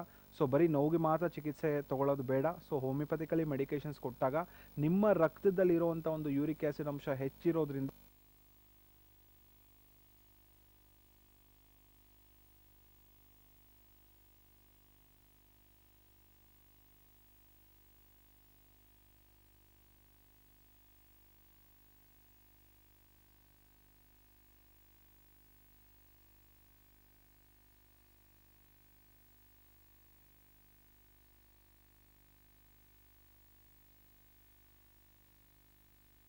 Thank you very much for calling. ಈಗ ನೀವು ಆಸ್ಟ್ರಿಯೋ ಆರ್ಥರೈಟಿಸ್ ಬಗ್ಗೆ ಹೇಳ್ತಿದ್ದೀರಲ್ಲ, ಈ ಜಾಯಿಂಟ್ಸಲ್ಲಿ ಇರತಕ್ಕಂಥ ಲೂಬ್ರಿಕೇಶನ್ ಲಿಕ್ವಿಡ್ ಇದೆಯಲ್ಲ, ಅದು ಕಡಿಮೆ ಆದಾಗಲೂ ಬರುತ್ತೆ ಅಂತ. ಈಗ ಅಲೋಪತಿಯಲ್ಲಿ ನಾನು ಕೇಳಿರೋದು ಆ ಲಿಕ್ವಿಡ್ನ ರೀಪ್ಲೇಸ್ ಮಾಡ್ತಾರೆ ಥ್ರೂ ಇಂಜೆಕ್ಷನ್ಸ್ ಅಂತೆಲ್ಲ ಕೇಳಿದ್ದೆ. ಅದೇ ಥರ ನಮ್ಮ ಹೋಮಿಯೋಪತಿಯಲ್ಲಿ ಆ ಲಿಕ್ವಿಡ್ ಮತ್ತೆ ಉತ್ಪತ್ತಿ ಆಗೋಕ್ಕೆ, ನ್ಯಾಚುರಲ್ ಆಗಿ ದೇಹದಲ್ಲೇ ಉತ್ಪತ್ತಿ ಆಗೋದಕ್ಕೆ ಔಷಧಿಗಳಿದೆಯಾ? ಆ ಥರದ್ದು ಟ್ರೀಟ್ಮೆಂಟ್ ನೀವು ಕೊಡ್ತೀರಾ? ಖಂಡಿತ. ನಾವು ಹೋಮಿಯೋಪತಿಲಿ ಹೇಳುವಂಥದ್ದೇ advanced nano genetic constitution medicine ಅಂತ ಹೇಳಿ ಕರಿತೇವೆ. ಅಂದರೆ ಇದರ ಅರ್ಥ ಬಹಳವಾಗಿ ಒಂದು ಆಳವಾಗಿದೆ. ನ್ಯಾನೋ ಅಂತ ಹೇಳಿದ್ರೆ ಒಂದು ಸಣ್ಣ ಮಟ್ಟಿಗೆ ಇರುವಂಥ ಮೈನ್ಯೂಟ್ ಪಾರ್ಟಿಕಲ್ಸ್ ಇಂದ ತಯಾರು ಮಾಡುವಂಥ ಒಂದು ಮೈಕ್ರೋ. ಓಕೆ, ಸೊ ಅದರಿಂದ ಏನಾಗುತ್ತೆ, ನ್ಯಾನೋ ಜೆನೆಟಿಕ್ ಅಂದರೆ ನಾವು ಅನುವಂಶಿಕತೆ ಕೂಡ ನಾವು ನೋಡ್ತಾ ಹೋಗ್ತಾ ಇರ್ತೀವಿ. ಎಷ್ಟೋ ಕಾಯಿಲೆಗಳು ಬರೀ ಅನುವಂಶಿಕತೆ ಒಂದೇ ಅಲ್ಲ, ಅನುವಂಶಿಕತೆ ಇಲ್ಲದಿದ್ರೂ ಕೂಡ ನಮ್ಮ ಎನ್ವಿರಾನ್ಮೆಂಟಲ್ ಕಂಡೀಷನ್ಸ್ ಬಂದಿರುತ್ತೆ. ಬಟ್ ಆದರೂ ಆ ಜೆನೆಟಿಕ್ ಫ್ಯಾಕ್ಟರ್ ಅನ್ನೋದು ನಾವು ನೋಡಬೇಕಾಗತ್ತೆ. ಕಾನ್ಸ್ಟಿಟ್ಯೂಷನ್ ಅಂತ ಹೇಳಿದ್ರೆ ಆ ವ್ಯಕ್ತಿಯ ಒಂದು ವ್ಯಕ್ತಿತ್ವ, ಅವರ ಮೆಂಟಲ್ ನೇಚರ್ ಆಗಿರ್ಬೋದು, ಫಿಸಿಕಲ್ ನೇಚರ್ ಆಗಿರ್ಬೋದು, ಎಮೋಷನಲ್ ಪೆಥಾಲಜಿ ಆಗಿರ್ಬೋದು, ಮತ್ತೆ ಕಾಯಿಲೆಯ ಹಿಂದಿನ ಕಾರಣಗಳನ್ನ ನಾವು ನೋಡ್ತಾ ಹೋಗ್ತಾ ಇರ್ತೀವಿ. ಮೆಡಿಸಿನ್ ಅಂದ್ರೆ ಔಷಧಿ. ಇದನ್ನ ಕೊಟ್ಟಾಗ ಏನಾಗುತ್ತೆ, whether it is an osteoarthritis, first joint ಕ್ಯಾಪ್ಸೂಲ್ಸ್ನ ಅದರ ಶಕ್ತಿ ಇಂಪ್ರೂವ್ಮೆಂಟ್ ಆಗೋದಕ್ಕೆ ಕೆಲಸಗಳ ಆಗುತ್ತೆ. ಮತ್ತೆ ಆ ಸೈನೋವೆಲ್ ಮೆಂಬ್ರೇನ್ ಇರುವಂಥ ಸೈನೋವೆಲ್ ಸೆಲ್ಸ್ಗಳು ಸ್ಟಿಮ್ಯುಲೇಟ್ ಆಗ್ತಾ ಹೋಗ್ತಾ ಇರುತ್ತೆ. ನ್ಯಾಚುರಲ್ ಆಗಿ ಸೈನೋವೆಲ್ ದ್ರವ ಹೆಚ್ಚಾಗೋದಕ್ಕೆ, ಉತ್ಪತ್ತಿ ಆಗೋದಕ್ಕೂ ಕೂಡ ಸಹಾಯ ಆಗೋದ್ರಿಂದ ಈ ಕ್ರಿಪಿಟಸ್ ಅಂತ ಹೇಳ್ತೀವಿ. ಎಷ್ಟೋ ಜನ ನಡಿಬೇಕಾದ್ರೆ ಸರ್ ಸೌಂಡ್ ಬರುತ್ತೆ ಅಂತ ಹೇಳ್ತಾರೆ. ಸೊ ಕ್ರ್ಯಾಕ್ಲಿಂಗ್ ಸೌಂಡ್ ಅಂತ ಹೇಳ್ತೀವಿ. It is one of the symptom of osteo arthritis. ಅದನ್ನ ಮೆಡಿಕಲಿ ನಾವು ಕ್ರಿಪಿಟಸ್ ಅಂತ ಹೇಳಿ ಕರಿತೇವೆ. ಸೊ ಈ ಕ್ರಿಪಿಟಸ್ ಇಂದ ಬಳಲ್ತಾ ಇರೋರು ಅಥವಾ ಡಿಫಾರ್ಮಿಟಿಗಳಿಂದ ಬಳಲ್ತಾ ಇರೋರು, ಎಷ್ಟೋ ಜನರ ಕಾಲುಗಳನ್ನ ನೋಡಿದಾಗ ನಾವು ನೋಡ್ಬೋದು ಬೋಲೆಕ್ಸ್ ಅಂತ ಹೇಳ್ತೀವಿ. ಎಷ್ಟರ ಮಟ್ಟಿಗೆ ಅವರು ಆಸ್ಟಿಯೋ ಆರ್ಥರೈಟಿಸ್ ನ ನೆಗ್ಲೆಕ್ಟ್ ಮಾಡಿರ್ತಾರೆ ಅಂತ ಹೇಳಿದ್ರೆ, ಈ ಬಿಲ್ಲು ಹೇಗಿರುತ್ತೆ, ನಮ್ಮ ಕಾಲಿನ ಮೂಳೆಗಳು ಈ ರೀತಿ ಬೆಂಡ್ ಆಗ್ತಾ ಹೋಗ್ತಾ ಇರುತ್ತೆ. ಸೊ ಅದನ್ನ ನಾವು ಬೋಲೆಕ್ಸ್ ಅಂತ ಹೇಳಿ ಕರಿತೇವೆ. ಸೊ ಈ ಥರದ ಸ್ಟೇಜಲ್ಲಿ ಏನಾಗುತ್ತೆ, ನಮ್ಮ ಬೋನಿನ ಒಂದು ಡೆನ್ಸಿಟಿ ಕಡಿಮೆ ಆಗುತ್ತೆ. ಬೋನಿನ ಅಂದರೆ ಮೂಳೆಗಳ ಒಂದು ಸಾಂದ್ರತೆ ಕಡಿಮೆ ಆಗಿ, ಸೊ ಸ್ವಲ್ಪ ಏಟಾದರೂ ಪೆಟ್ಟು ಬಿದ್ದರೂ ಕೂಡ ಈ ಫ್ರ್ಯಾಕ್ಚರ್ಗಳನ್ನ ಆಗುವಂಥದ್ದು. ಅದಕ್ಕೆ ನಾವು ಏಜ್ ಆದಮೇಲೆ ಹೇಳ್ತೀವಿ, ಭಾಳನೇ ಒಂದು ಕೇರ್ ಮಾಡ್ಕೊಳ್ಳುವಂಥದ್ದು ಭಾಳ ಇಂಪಾರ್ಟೆಂಟು. ನಿಮ್ಮ ಮೂಳೆಗಳ ರಕ್ಷಣೆ ಮಾಡ್ಕೊಳ್ಳುವಂಥದ್ದು ಭಾಳ ಇಂಪಾರ್ಟೆಂಟು. ಸೊ ಎಲ್ಲಂದ್ರಲ್ಲಿ ಬೀಳುವಂಥದ್ದು, ಏಟು ಬೀಳುವಂಥದ್ದು, ಸೊ ಇದನ್ನೆಲ್ಲ ಆದಷ್ಟು ಕಡಿಮೆ ಮಾಡ್ಕೊಳ್ತಾ ಬರಬೇಕಾಗುತ್ತೆ. ಬಿಕಾಸ್ ಒಂದ್ಸರಿ ಫ್ರ್ಯಾಕ್ಚರ್ ಆಯಿತು, ಮೂಳೆಗಳಿಗೆ ಪೆಟ್ಟು ಬಿತ್ತು, ಆ ಜಾಯಿಂಟ್ ಕ್ಯಾಪ್ಸೂಲ್ಸ್ ವೀಕ್ ಆಯಿತು ಅಂದರೆ ತುಂಬಾ ಕಷ್ಟ ಈ ರೀತಿಯ ಸಮಸ್ಯೆಯಿಂದ ದೂರ ಬರೋದಕ್ಕೆ. ಈಗ ಇನ್ನೊಂದು ಈ ಆರ್ಥರೈಟಿಕ್ ಸಂಬಂಧಪಟ್ಟಂಗೆನೆ, ಆರ್ಥರೈಟಿಸ್ ಬಂದಾಗ ಅದನ್ನು ಸರಿಯಾಗಿ ಕೇರ್ ತಗೊಳ್ದಿರ ಅದು ತುಂಬ ಅಡ್ವಾನ್ಸ್ ಸ್ಟೇಜಿಗೆ ಹೋದಾಗ ಮೂಳೆ ಎಲ್ಲ ಬ್ರಿಟಲ್ ಆಗುತ್ತೆ ಅಂತ ಹೇಳ್ತಾರೆ. ಅಂದರೆ ಅದಕ್ಕೆ ಆಸ್ಟಿಯೋಪೊರೋಸಿಸ್ ಅಂತ ಕರೀತಾರೆ. ಅದಕ್ಕೂ ಕೂಡ ನಮ್ಮಲ್ಲಿ ನಮ್ಮ ಹೋಮಿಯೋಪತಿನಲ್ಲಿ ಟ್ರೀಟ್ಮೆಂಟ್ ಉಂಟಾ? ಖಂಡಿತ. ಈಗ ಯಾವ ಸ್ಟೇಜಲ್ಲಿ ಬಂದಿದ್ದಾರೆ ಅನ್ನೋದು ಭಾಳ ಇಂಪಾರ್ಟೆಂಟು. ನನ್ನ ಹತ್ರ ಬಂದ್ಬಿಟ್ರೆ ಅದು ಆಸ್ಟಿಯೋಪೊರೋಸಿಸ್ಗೆ ಹೋಗದಿರಂಗೆ ನಮ್ಮ ಮಾತ್ರೆಗಳು ನೋಡ್ಕೊಳತ್ತೆ. ವಂಡರ್ಫುಲ್. ಬರೀ ಮಾತ್ರೆಗಳು ನೋವಷ್ಟೇ ಕಡಿಮೆ ಮಾಡುವಂಥದ್ದಲ್ಲ, ಆ ತೊಂದರೆಯಿಂದ ಮುಂದೆ ಯಾವ ರೀತಿಯ ಕಾಂಪ್ಲಿಕೇಶನ್ಸ್ ಆಗುತ್ತೆ. ಫಾರ್ ಎಕ್ಸಾಂಪಲ್ ಈ ಗೌಟಿ ಆರ್ಥರೈಟಿಸ್ ಅಲ್ಲಿ ನಾವು ಹೇಳ್ತೀವಿ, ಹೆಚ್ಚು ನಾವು ಜಾಯಿಂಟ್ ಮೇಲೆ ಎಫೆಕ್ಟ್ ಆಯಿತು, ಫಿಲ್ಟ್ರೇಷನ್ ಕರೆಕ್ಟ್ ಆಗಿಲ್ಲ ಅಂದರೆ ಕಿಡ್ನಿ ಸ್ಟೋನ್ಸ್ಗಳಾಗ್ಬಿಡುತ್ತೆ. ಸೊ ಅಂದರೆ ಮೂತ್ರಪಿಂಡದಲ್ಲಿ ಕಲ್ಲುಗಳಾಗುವಂಥದ್ದು, ರೀನಲ್ ಸ್ಟೋನ್ಸ್ ಆಗುವಂಥದ್ದು. It is also one of the condition or complication if gouty arthritis is not treated ಅಂತ ಹೇಳ್ತೀವಿ. ಸೊ ಅದೇ ರುಮಟೆಡ್ ಆರ್ಥರೈಟಿಸ್ ಏನು ಹೇಳ್ತೀವಿ, ಸ್ವಾನ್ ನೆಕ್ ಡಿಫಾರ್ಮಿಟಿ ಅಂತ ಹೇಳ್ತೀವಿ. ಬೆಡ್ ರಿಡನ್ ಆಗಿಬಿಡ್ತಾರೆ, ನೋವಿನ ಮಾತ್ರ ಇಲ್ದಿರ ಇರೋಕ್ಕಾಗೋದಿಲ್ಲ, ಇಷ್ಟರ ಮಟ್ಟಿಗೆ ಡಿಪೆಂಡೆನ್ಸಿ ಆಗುವಂಥದ್ದು. ಮತ್ತು ಇನ್ನೊಂದು ನಾವು ಸೋರಿಯಾಟಿಕ್ ಆರ್ಥರೈಟಿಸ್ ಅಂತ ಹೇಳಿ ಕರಿತೇವೆ. ಸೊ ಇವತ್ತಿನ ದಿನಗಳಲ್ಲಿ ಸೋರಿಯಾಸಿಸ್ ಅನ್ನೋದು ತುಂಬ ಜನ ಬಳಲ್ತಾ ಇದ್ದಾರೆ. ಅದೊಂದು ದೀರ್ಘಕಾಲದ ಒಂದು ಚರ್ಮದ ಸಮಸ್ಯೆ. ಸೊ ಸೋರಿಯಾಸಿಸ್ ಅಲ್ಲಿ ಏನಾಗುತ್ತೆ, ಇದೊಂದು ಆಟೋ ಇಮ್ಯೂನ್ ಕಂಡೀಷನ್ಸ್ ಇರೋದ್ರಿಂದ, ಸೊ ನಮ್ಮ ದೇಹದ ಒಂದು 3 ಲೇಯರ್ ಸ್ಕಿನ್ ಇರುತ್ತೆ. ಒಂದು ಎಪಿಡರ್ಮಿಸ್, ಡರ್ಮಿಸ್ ಮತ್ತೆ ಹೈಪೋಡರ್ಮಿಸ್ ಅಂತ. ಈ ಈ ಎಪಿಡರ್ಮಿಸ್ ಅನ್ನೋ ಮೇಲಿನ ಪದರಲ್ಲಿ ನಾವು ಸ್ಕಿನ್ ಸೆಲ್ಸ್ಗಳನ್ನ ನಾವು ನೋಡ್ತಾ ಹೋಗ್ತಾ ಇರ್ತೀವಿ. ಈ ಸ್ಕಿನ್ ಸೆಲ್ಸ್ ಯೂಶಲಿ 28ರಿಂದ 30 ದಿವಸಕ್ಕೆ ಅದು ಸಾಯ್ತಾ ಇರುತ್ತೆ ಮತ್ತೆ ಹುಡ್ತಾ ಇರುತ್ತೆ. ಬಟ್ ಈ ಸೋರಿಯಾಸಿಸ್ ಅನ್ನೋ ಆಟೋ ಇಮ್ಯುನಿಟಿಯಲ್ಲಿ ಆ ಸೆಲ್ಸ್ ಡಿಸ್ಟ್ರಕ್ಷನ್ ಆಗ್ತಾ ಇರೋದ್ರಿಂದ ಪ್ರತಿ 2 ದಿನಕ್ಕೆ 3 ದಿನಕ್ಕೆ 4 ದಿನಕ್ಕೆ ಅದು ಸಾಯ್ತಾ ಇರುತ್ತೆ, ಹುಡ್ತಾ ಇರುತ್ತೆ, ಸಾಯ್ತಾ ಇರುತ್ತೆ. ಸೊ ಇದರಿಂದ ಆ ಸ್ಕೇಲಿಂಗ್ಸ್ ಅಂತ ಹೇಳ್ತೀವಿ. ಎಷ್ಟೋ ಜನರಲ್ಲಿ ನಾವು ನೋಡ್ಬೋದು, ತಲೆ ಹೊಟ್ಟು ಬರ್ತಾ ಇದೆ ಡಾಕ್ಟರ್, ಸ್ಕಿನ್ ಮೇಲೆ ಏನೋ ಒಟ್ಟು ತರ ನನಗೆ ಕೆಳಗಡೆ ಬರುತ್ತೆ. ಸೊ ಇದನ್ನೇ ನಾವು ಸೋರಿಯಾಸಿಸ್ ಅಂತ ಹೇಳಿ ಕರಿತೇವೆ. ಇದು ಮೇನ್ ಆಗಿ ಬರುವಂತದ್ದು ಪರ್ಸನಲ್ ಹಿಸ್ಟ್ರಿ ಆಫ್ ಸೋರಿಯಾಸಿಸ್ ಅಂತ ಹೇಳ್ತೀವಿ. ಅಂದ್ರೆ ಆ ವ್ಯಕ್ತಿಗೆ ಸೋರಿಯಾಸಿಸ್ ಇರುವಂತದ್ದು, ಅಥವಾ ಫ್ಯಾಮಿಲಿ ಹಿಸ್ಟ್ರಿ ಆಫ್ ಸೋರಿಯಾಸಿಸ್, ತಂದೆಗೆ ಸೋರಿಯಾಸಿಸ್ ಇರುವಂತದ್ದು, ಅಥವಾ ಪೆಟರ್ನಲ್ ಸೈಡ್ ಸೋರಿಯಾಸಿಸ್ ಇರುವಂತದ್ದು. ಈ ರೀತಿಯ ಒಂದು ಫ್ಯಾಮಿಲಿ ಹಿಸ್ಟ್ರಿ ಆಫ್ ಸೋರಿಯಾಸಿಸ್ ಇತ್ತು ಅಂತ ಹೇಳಿದ್ರೆ ಅವರ ನೆಕ್ಸ್ಟ್ ಜನರೇಷನ್ ಡೈರೆಕ್ಟ್ ಆಗಿ it can go to a psoriatic arthritis. So ಸೋರಿಯಾಸಿಸ್ನ ಯಾವಾಗ ಕರೆಕ್ಟಾಗಿ ಚಿಕಿತ್ಸೆನ ನಾವು ಪಡ್ಕೊಳ್ಳೋದಿಲ್ಲ, ತಗೊಳ್ಳೋದಿಲ್ಲ, ಅದು ಜಾಯಿಂಟ್ಗೆ ಎಫೆಕ್ಟ್ ಆಗುತ್ತೆ. ಸೊ ಜಾಯಿಂಟ್ಗೆ ಎಫೆಕ್ಟ್ ಆದಾಗ ಕೈನ ಬೆರಳುಗಳಲ್ಲಿ ನೋವು ಬರುತ್ತೆ, ಕಾಲಿನ ಬೆರಳುಗಳಲ್ಲಿ ನೋವು ಬರ್ತಾ ಹೋಗ್ತಾ ಇರುತ್ತೆ. ಸೊ ಇದು ನೇಲ್ಸ್ಗೂ ಕೂಡ ಅಫೆಕ್ಟ್ ಆಗ್ತಾ ಹೋಗ್ತಾ ಇರುತ್ತೆ, ಕೈನ ಬೆರಳುಗಳ ಒಂದು ಉಗುರಿಗೂ ಕೂಡ ಇದು ಅಫೆಕ್ಟ್ ಆಗ್ತಾ ಹೋಗ್ತಾ ಇರುತ್ತೆ. ಡಿಸ್ಕಲರೇಷನ್ ಆಫ್ ದಿ ನೇಲ್ಸ್ ಅಂತ ಹೇಳ್ತೀವಿ, ಡಿಜನರೇಷನ್ ಆಫ್ ದಿ ನೇಲ್ಸ್ ಅಂತ ಹೇಳ್ತೀವಿ. ಆ ಉಗುರು ಏನಾಗುತ್ತೆ, ನೇಲ್ ಬೆಡ್ ಇಂದ ಹೊರಗಡೆ ಬರುವಂತದ್ದು, ನೋವು ಬರುವಂತದ್ದು, ನಾಡ್ಯೂಲ್ಸ್ ಕಂಡು ಬರುವಂತದ್ದು, ಒಳಗಡೆ ಇದೆಲ್ಲ ಸಮಸ್ಯೆಗಳು ಉಂಟಾಗ್ತಾ ಹೋಗ್ತಾ ಇರುತ್ತೆ. ಸೊ ಸೋರಿಯಾಸಿಸ್ ಅಂದ್ರೆ ಚರ್ಮದ ಸಮಸ್ಯೆ ಒಂದೇ ಅಲ್ಲ, ಅದು ಜಾಯಿಂಟ್ಗೂ ಕೂಡ ಅಫೆಕ್ಟ್ ಮಾಡ್ಬೋದಾಗುತ್ತೆ. ಸೊ ಅದನ್ನ ನಾವು ಮೆಡಿಕಲಿ ನಾವು ಸೋರಿಯಾಟಿಕ್ ಆರ್ಥ್ರೈಟಿಸ್ ಅಂತ ಹೇಳ್ತೀವಿ. ಇದಕ್ಕೆ ಪರೀಕ್ಷೆಗಳನ್ನ ಮಾಡಬೇಕು ಅಂದ್ರೆ ನಾವು ಸೋರಿಯಾಸಿಸ್ ಇದೆಯಾ ಅಂತ ಮೊದಲನೇದಾಗಿ ನೋಡ್ಬೋದಾಗತ್ತೆ. ರಕ್ತದಲ್ಲಿ HLA-B27 ಅಂತ ಆಂಟಿಬಾಡಿನ ನಾವು ನೋಡ್ತಾ ಹೋಗ್ಬೋದಾಗತ್ತೆ. ಈ ರೀತಿಯ ಒಂದು ಡೀಪರ್ ಇನ್ವೆಸ್ಟಿಗೇಷನ್ಸ್ ಮಾಡಿದಾಗ ಸೊ ಎಷ್ಟೋ ಜನಕ್ಕೆ ಈ ಆರ್ಥ್ರೈಟಿಸ್ಗೆ ಟ್ರೀಟ್ಮೆಂಟ್ ಬೇರೆ ಕೊಡುವಂಥದ್ದು, ಸೋರಿಯಾಸಿಸ್ಗೆ ಬೇರೆ ಟ್ರೀಟ್ಮೆಂಟ್ ಕೊಡುವಂಥದ್ದು, ನೆಗಡಿ ಜ್ವರಕ್ಕೆ ಒಂದು ಬೇರೆ ಕೊಡುವಂಥದ್ದು. ಇವತ್ತಿನ ಒಂದು ಯುಗ ಏನಾಗಿದೆ, ಒಂದೊಂದು ಅಂಗಾಂಗಕ್ಕೆ ಒಂದೊಂದು ವ್ಯಕ್ತಿಗಳು, ಒಂದೊಂದು ಅಂಗಾಂಗಕ್ಕೆ ಒಂದೊಂದು ವೈದ್ಯರಾಗಿದ್ದಾರೆ. ಬಟ್ ಹೋಮಿಯೋಪತಿಲಿ ನಾವು ನಂಬುವಂಥದ್ದೇ ಈ ಜನರಲೈಟೀಸ್ ಅಂತ ಹೇಳ್ತೀವಿ. ನಾವು ಆ ರೋಗಕ್ಕೆ ಔಷಧಿ ಕೊಡೋದಿಲ್ಲ, ರೋಗಿಗೆ ಔಷಧಿ ಕೊಡ್ತೀವಿ. ಏನೇ ಒಂದು ನಮ್ಮ ದೇಹದಲ್ಲಿ ಸಮಸ್ಯೆಗಳು ಉಂಟಾಗ್ತಿತ್ತು ಅಂತ ಹೇಳಿದ್ರೆ ನಮ್ಮ ದೇಹದ ಮೂಲಕನೇ ಆಗ್ಬೇಕಾಗತ್ತೆ, ಲಕ್ಷಣದ ಮೂಲಕನೇ ಆಗ್ಬೇಕಾಗತ್ತೆ. ಸೊ ಅದಕ್ಕೆ ದ ಬ್ಯೂಟಿ ಆಫ್ ಹೋಮಿಯೋಪತಿ ಅಂತ ಹೇಳಿದ್ರೆ, ಒಂದು ಆ ವ್ಯಕ್ತಿಗೆ ಅನುಗುಣವಾಗಿ ಒಂದು ಮೆಡಿಸಿನ್ಸ್ ಕೊಟ್ಟಾಗ ಎಷ್ಟೇ ಕಾಯಿಲೆಗಳಾಗಿರ್ಬೋದು, ಒಂದು ವ್ಯಕ್ತಿಗೆ ಒಂದು ರೋಗ ಇರ್ಬೋದು, ಒಂದು ವ್ಯಕ್ತಿಗೆ ನಾನಾ ಥರದ ಮಲ್ಟಿಪಲ್ ಪ್ರಾಬ್ಲಮ್ಸ್ ಇರುತ್ತೆ. ಈ ರೀತಿಯ ಸಮಸ್ಯೆಗಳು ಕೂಡ ಗುಣ ಆಗೋದಕ್ಕೆ, ಕಡಿಮೆ ಆಗೋದಕ್ಕೆ ನಮ್ಮ ಮಾತ್ರೆಗಳಲ್ಲಿ ಶಕ್ತಿಗಳಿದೆ. ಸೊ ಅದನ್ನು ಯಾರು ಕರೆಕ್ಟಾದ ಸಮಯದಲ್ಲಿ ಕರೆಕ್ಟಾದ ಒಂದು ಚಿಕಿತ್ಸೆ ಪಡ್ಕೊಳ್ಳೋದು ಇಂಪಾರ್ಟೆಂಟು. ಲೇಟರ್ ಸ್ಟೇಜಸ್ಸಲ್ಲಿ ಬರುವಂಥದ್ದು, 4ನೇ ಹಂತದಲ್ಲಿ ಬರುವಂಥದ್ದು, ಸೊ ನಂಗೆ ಈಗ ಮೆಡಿಸನ್ ಕೊಡಿ ಡಾಕ್ಟರ್, ನಂಗೆ ವಾಸಿ ಮಾಡಿಕೊಡಿ. Definitely there is a limitations. ಎಲ್ಲನೂ ವೈದ್ಯರ ಕೆಲಸ ಇರೋದಿಲ್ಲ. ನಾವು ಹೇಳ್ತೀವಿ ವಿ ಟ್ರೀಟ್ ಗಾಡ್ ಕ್ಯೂರ್ಸ್ ಅಂತ. ನಮ್ಮ ಕೈಯಲ್ಲಿ ಎಷ್ಟರ ಮಟ್ಟಿಗೆ ಪ್ರಯತ್ನ ಆಗುತ್ತೆ ಖಂಡಿತ ನಾವು ಸಹಾಯ ಮಾಡ್ಬೋದಾಗತ್ತೆ. ಬಟ್ ನಾನು ವೀಕ್ಷಕರಲ್ಲಿ ಏನು ಕೇಳ್ಕೊಳ್ತೀನಿ, ಲೇಟರ್ ಸ್ಟೇಜಸ್ಸಲ್ಲಿ ಬರೋದಕ್ಕಿಂತ ಇನಿಷಿಯಲ್ ಹಂತದಲ್ಲೇ ನಿಮಗೆ ಚಿಕಿತ್ಸೆಗಳನ್ನ ಪಡ್ಕೊಂಡ್ರೆ ಅಥವಾ ಮ್ಯಾನೇಜ್ಮೆಂಟ್ ಮಾಡ್ಕೊಳ್ತಾ ಬಂತು ಅಂದರೆ ಆ ಕಾಯಿಲೆ ದೊಡ್ಡದಾಗಿ ಪರಿಗಣಿಸೋದಿಲ್ಲ. ಪರಿಣಾಮಕಾರಿಯಾದ ಕಂಡೀಷನ್ಸ್ ಕೂಡ ಬರೋದನ್ನ ಅವಾಯ್ಡ್ ಮಾಡ್ತಾ ಬರ್ಬೋದಾಗತ್ತೆ. ಸೊ ಈ ಮೂಲಕ ಒಂದು ಟಿಪ್ಸ್ ಅನ್ನೋದು ಕೊಡ್ಬೋದಾಗತ್ತೆ. ಒಟ್ಟಾರೆ ನಾವು ನಮ್ಮ ಬದುಕಿನ ಶೈಲಿ, ಲೈಫ್ ಸ್ಟೈಲ್ನ ಚೇಂಜ್ ಮಾಡ್ಕೋಬೇಕು. We should become more health conscious. ಇವತ್ತಿನ ಒತ್ತಡದ ಜೀವನದಲ್ಲಿ ನಾವಿದನ್ನು ಮರಿಬಾರ್ದು. ಮತ್ತು ಸರಿಯಾದ ಎಕ್ಸಸೈಸಸ್ಸು, ದೇಹವನ್ನು ಆರೋಗ್ಯವಾಗಿ ಇಟ್ಕೊಳ್ಳೋದಕ್ಕೆ ಏನು ಮಾಡಬೇಕು ಅದೆಲ್ಲ ಮಾಡ್ತಾ ಇದ್ದರೆ ಮನುಷ್ಯನಿಗೆ ಯಾವ ತೊಂದರೆನೂ ಆಗೋದಿಲ್ಲ ಅಲ್ವಾ. ಎಲ್ಲ ಸಮಸ್ಯೆಗಳಾಗ್ತಿರೋದು because of our lifestyle. ನಮ್ಮ ಹೋಮಿಯೋಪತಿನಲ್ಲಿ ಎಲ್ಲ ಸಮಸ್ಯೆಗಳಿಗೂ ನಿಮಗೆ ಪರಿಹಾರ ಸಿಗುತ್ತೆ. ಅದರಲ್ಲೂ ಈ ಆರ್ಥ್ರೈಟಿಸ್ ಅನ್ನೋದು ಇದೆಯಲ್ಲ, ಅದು ಎಲ್ರಿಗೂ ಆಗ್ತಕ್ಕಂಥದ್ದು. ಅರ್ಲಿ ಸ್ಟೇಜಲ್ಲಿ ನೀವು ನಮ್ಮ ಹೋಮಿಯೋಪತಿಗೆ ಬಂದು ಟ್ರೀಟ್ಮೆಂಟ್ ತೊಗೊಂಡ್ರೆ ಮುಂದೆ ಆಗುವ ಕಾಂಪ್ಲಿಕೇಶನ್ಸ್ನ ಸಂಪೂರ್ಣವಾಗಿ ತಡೆಗಟ್ಟಬಹುದು. ಖಂಡಿತ. ಇದಕ್ಕೆ ನಾನಾ ಥರದ ಒಂದು ನಾವು ಬರೀ ಆರ್ಥ್ರೈಟಿಸ್ ಬರೀ ಮುಖ ನೋಡ್ತಾನೆ ಗೊತ್ತಾಗೋದಿಲ್ಲ. ಇದು ರಕ್ತದಲ್ಲೂ ಕೂಡ ಸೀಮಿತ ಇರೋದ್ರಿಂದ ಪರೀಕ್ಷೆಗಳು ಭಾಳ ಇಂಪಾರ್ಟೆಂಟು. ಸೊ ಆರ್ಥ್ರೈಟಿಸ್ ಪ್ರೊಫೈಲ್ ಅಂತ ಹೇಳ್ತೀವಿ. ಒಂದು ವ್ಯಕ್ತಿ ಮೂಳೆಗಳಲ್ಲಿ ನೋವು ಬರ್ತಾ ಇದೆ ಅಥವಾ ಜಾಯಿಂಟ್ಸಲ್ಲಿ ನೋವು ಬರ್ತಾ ಇದೆ ಅಂತ ಹೇಳಿದ್ರೆ ನಾವು ಬರೀ ಚಿಕಿತ್ಸೆ ಡೈರೆಕ್ಟಾಗಿ ಕೊಡೋದಿಲ್ಲ. ಸೊ ಯಾವ ಟೈಪ್ ಆಫ್ ಆರ್ಥ್ರೈಟಿಸಿಂದ ಬಳಲ್ತಾ ಇದೆ ಅನ್ನೋದು ಭಾಳ ಇಂಪಾರ್ಟೆಂಟು. ಸಂಧಿವಾತ ಅನ್ನೋದು ಆರ್ಥ್ರೈಟಿಸ್ ಅಂದರೆ ಮೂಳೆಗಳಿಗೆ ಸಂಬಂಧಪಟ್ಟಿರುವಂಥದ್ದು. ಬಟ್ ಯಾವ ಮೂಳೆಗೆ ಸಂಬಂಧಪಟ್ಟಿರುವಂಥದ್ದು, ಯಾವ ಸಂಧಿವಾತದಿಂದ ಬಳಲ್ತಾ ಇದೆ ಅನ್ನೋದು ತಿಳ್ಕೊಳ್ಳೋದು ಆ್ಯಸ್ ಎ ವೈದ್ಯರಾಗಿ ನಮ್ಮ ಕರ್ತವ್ಯ. ಬಿಕಾಸ್ ಗೌಟಿ ಆರ್ಥ್ರೈಟಿಸ್ನ ಚಿಕಿತ್ಸೆನೇ ಬೇರೆ, ರುಮೆಟೆಡ್ ಆರ್ಥ್ರೈಟಿಸ್ನ ಚಿಕಿತ್ಸೆನೇ ಬೇರೆ, ಆಸ್ಟಿಯೋ ಆರ್ಥ್ರೈಟಿಸ್ನ ಚಿಕಿತ್ಸೆ ಬೇರೆ. ಸೊ ಅದಕ್ಕೆ ಆರ್ಥ್ರೈಟಿಸ್ ಪ್ರೊಫೈಲ್ ಅಂತ ಹೇಳಿ ಕರಿತೇವೆ. ಸೊ ಈ ಆರ್ಥ್ರೈಟಿಸ್ ಪ್ರೊಫೈಲಲ್ಲಿ ನಾವು ನೋಡುವಂಥದ್ದು ಮೊದಲನೇದಾಗಿ RA ಫ್ಯಾಕ್ಟರ್ ಅಂತ ಹೇಳಿ ಕರಿತೇವೆ.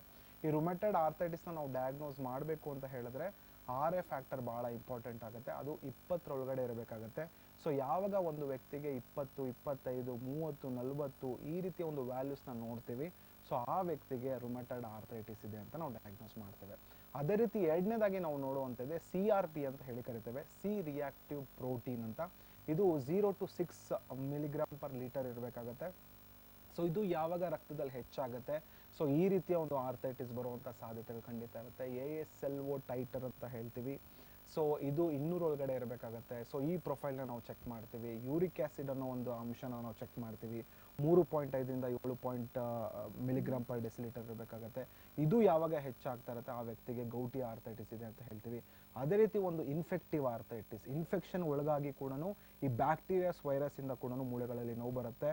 ಸೊ ಇದು ನಾವು ಇನ್ಫೆಕ್ಟಿವ್ ಆರ್ಥರೈಟಿಸ್ ಅಂತ ಹೇಳ್ತೀವಿ, ಅಥವಾ ಸೆಪ್ಟಿಕ್ ಆರ್ಥರೈಟಿಸ್ ಅಂತ ಹೇಳಿ ಕೂಡ ಹೇಳ್ಬೋದು. So ESR, erythrocyte sedimentation rate ಅಂತ ಹೇಳ್ತೀವಿ. ಇದು 20 ಮೇಲ್ಗಡೆ ಅಥವಾ 40 ಮೇಲ್ಗಡೆ ml/h ಅಂತ ಹೇಳ್ತೀವಿ. ಇದು ಇದ್ದಾಗ ಈ ರೀತಿಯ ಸಮಸ್ಯೆಗಳಿಗೆ ಒಳಗಾಗುವಂಥದ್ದು. ಅದೇ ರೀತಿ ಮೂಳೆಗಳ ಡೆನ್ಸಿಟಿ ಪರೀಕ್ಷೆಗಳನ್ನ ಮಾಡುವಂಥದ್ದು.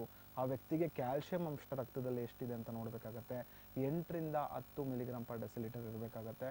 ಸೊ ಅದು ಕಡಿಮೆ ಇದೆಯಾ, ಕ್ಯಾಲ್ಸಿಯಂ ಸಪ್ಲಿಮೆಂಟ್ಸ್ ಬೇಕಾ, ಕ್ಯಾಲ್ಸಿಯಂ ಫುಡ್ ಹೆಚ್ಚಾಗಿ ತಗೋಬೇಕಾ, ವಿಟಮಿನ್ ಡಿ ಎಷ್ಟಿದೆ, ಇದೆಲ್ಲ ಒಂದು ಆರ್ಥರೈಟಿಸ್ ಪ್ರೊಫೈಲ್ ಆದಾಗ ಆ ವ್ಯಕ್ತಿ ಯಾವ ಆರ್ಥರೈಟಿಸ್ ಇಂದ ಬಳಲ್ತಾ ಇದ್ದಾನೆ, ಯಾವ ಕಾರಣದಿಂದ ಬಳಲ್ತಾ ಇದ್ದಾನೆ. ಹೋಮಿಯೋಪತಿಕ್ ಡಾಕ್ಟರ್ಸ್ ಹತ್ರ ಬಂದಾಗ ಒಂದು ಜನಗಳ ಒಂದು ಪ್ರಶ್ನೆ ಹೇಗಿರುತ್ತೆ, ಸರ್ ನೀವು ತುಂಬಾ ಟೈಮ್ ತಗೊಳ್ತೀರಾ ನಮ್ಮ ಕೇಸ್ ತಗೊಳ್ಳೋದಕ್ಕೆ. ಖಂಡಿತ ತುಂಬಾ ಟೈಮ್ ಯಾಕೆ ತಗೊಳುತ್ತೆ ಅಂದ್ರೆ ಆ ವ್ಯಕ್ತಿನ ನಾವು ಸ್ಟಡಿ ಮಾಡ್ತಾ ಹೋಗ್ತಾ ಇರ್ತೀವಿ. ರೋಗದ ಸಮಸ್ಯೆ ನಮಗೆ ಗೊತ್ತಿರುತ್ತೆ, ರೋಗದ ಕಾಂಪ್ಲಿಕೇಶನ್ಸ್ ನಮಗೆ ಗೊತ್ತಿರುತ್ತೆ, ರೋಗದ ಒಂದು ಲಕ್ಷಣಗಳು ಗೊತ್ತಿರುತ್ತೆ. ಬಟ್ ಆ ರೋಗ ಯಾಕೆ ಬಂತು, ಅವನಿಗೆ ಯಾಕೆ ಅಟ್ಯಾಕ್ ಆಯಿತು, ಮನೇಲಿ ಇರೋರಿಗೆಲ್ಲ ಅಟ್ಯಾಕ್ ಆಗಲಿಲ್ಲ, ಆ ವ್ಯಕ್ತಿಗೆ ಯಾಕೆ ಬಂತು ಅಂತ ತಿಳ್ಕೊಳ್ಳೋದಕ್ಕೆ ಸ್ವಲ್ಪ ಟೈಮ್ ತಗೊಳುತ್ತೆ. ಅದು ತಿಳ್ಕೊಂಡು ಕರೆಕ್ಟಾದ ಅವನಿಗೆ ಹೊಂದುವಂಥ ಒಂದು ಮೆಡಿಸಿನ್ಸ್ ಕೊಟ್ಟಾಗ ಈ ರೀತಿಯ ಸಮಸ್ಯೆಯಿಂದ ನಾವು ಖಂಡಿತ ದೂರ ಇರಬಹುದಾಗತ್ತೆ. ಇತ್ತೀಚಿನ ದಿನಗಳಲ್ಲಿ ಈ ವೈರಲ್ ಆರ್ಥರೈಟಿಸ್ ಅನ್ನೋದು ಸ್ವಲ್ಪ ಜಾಸ್ತಿ ಕೇಳ್ಪಡ್ತಾ ಇದೆ.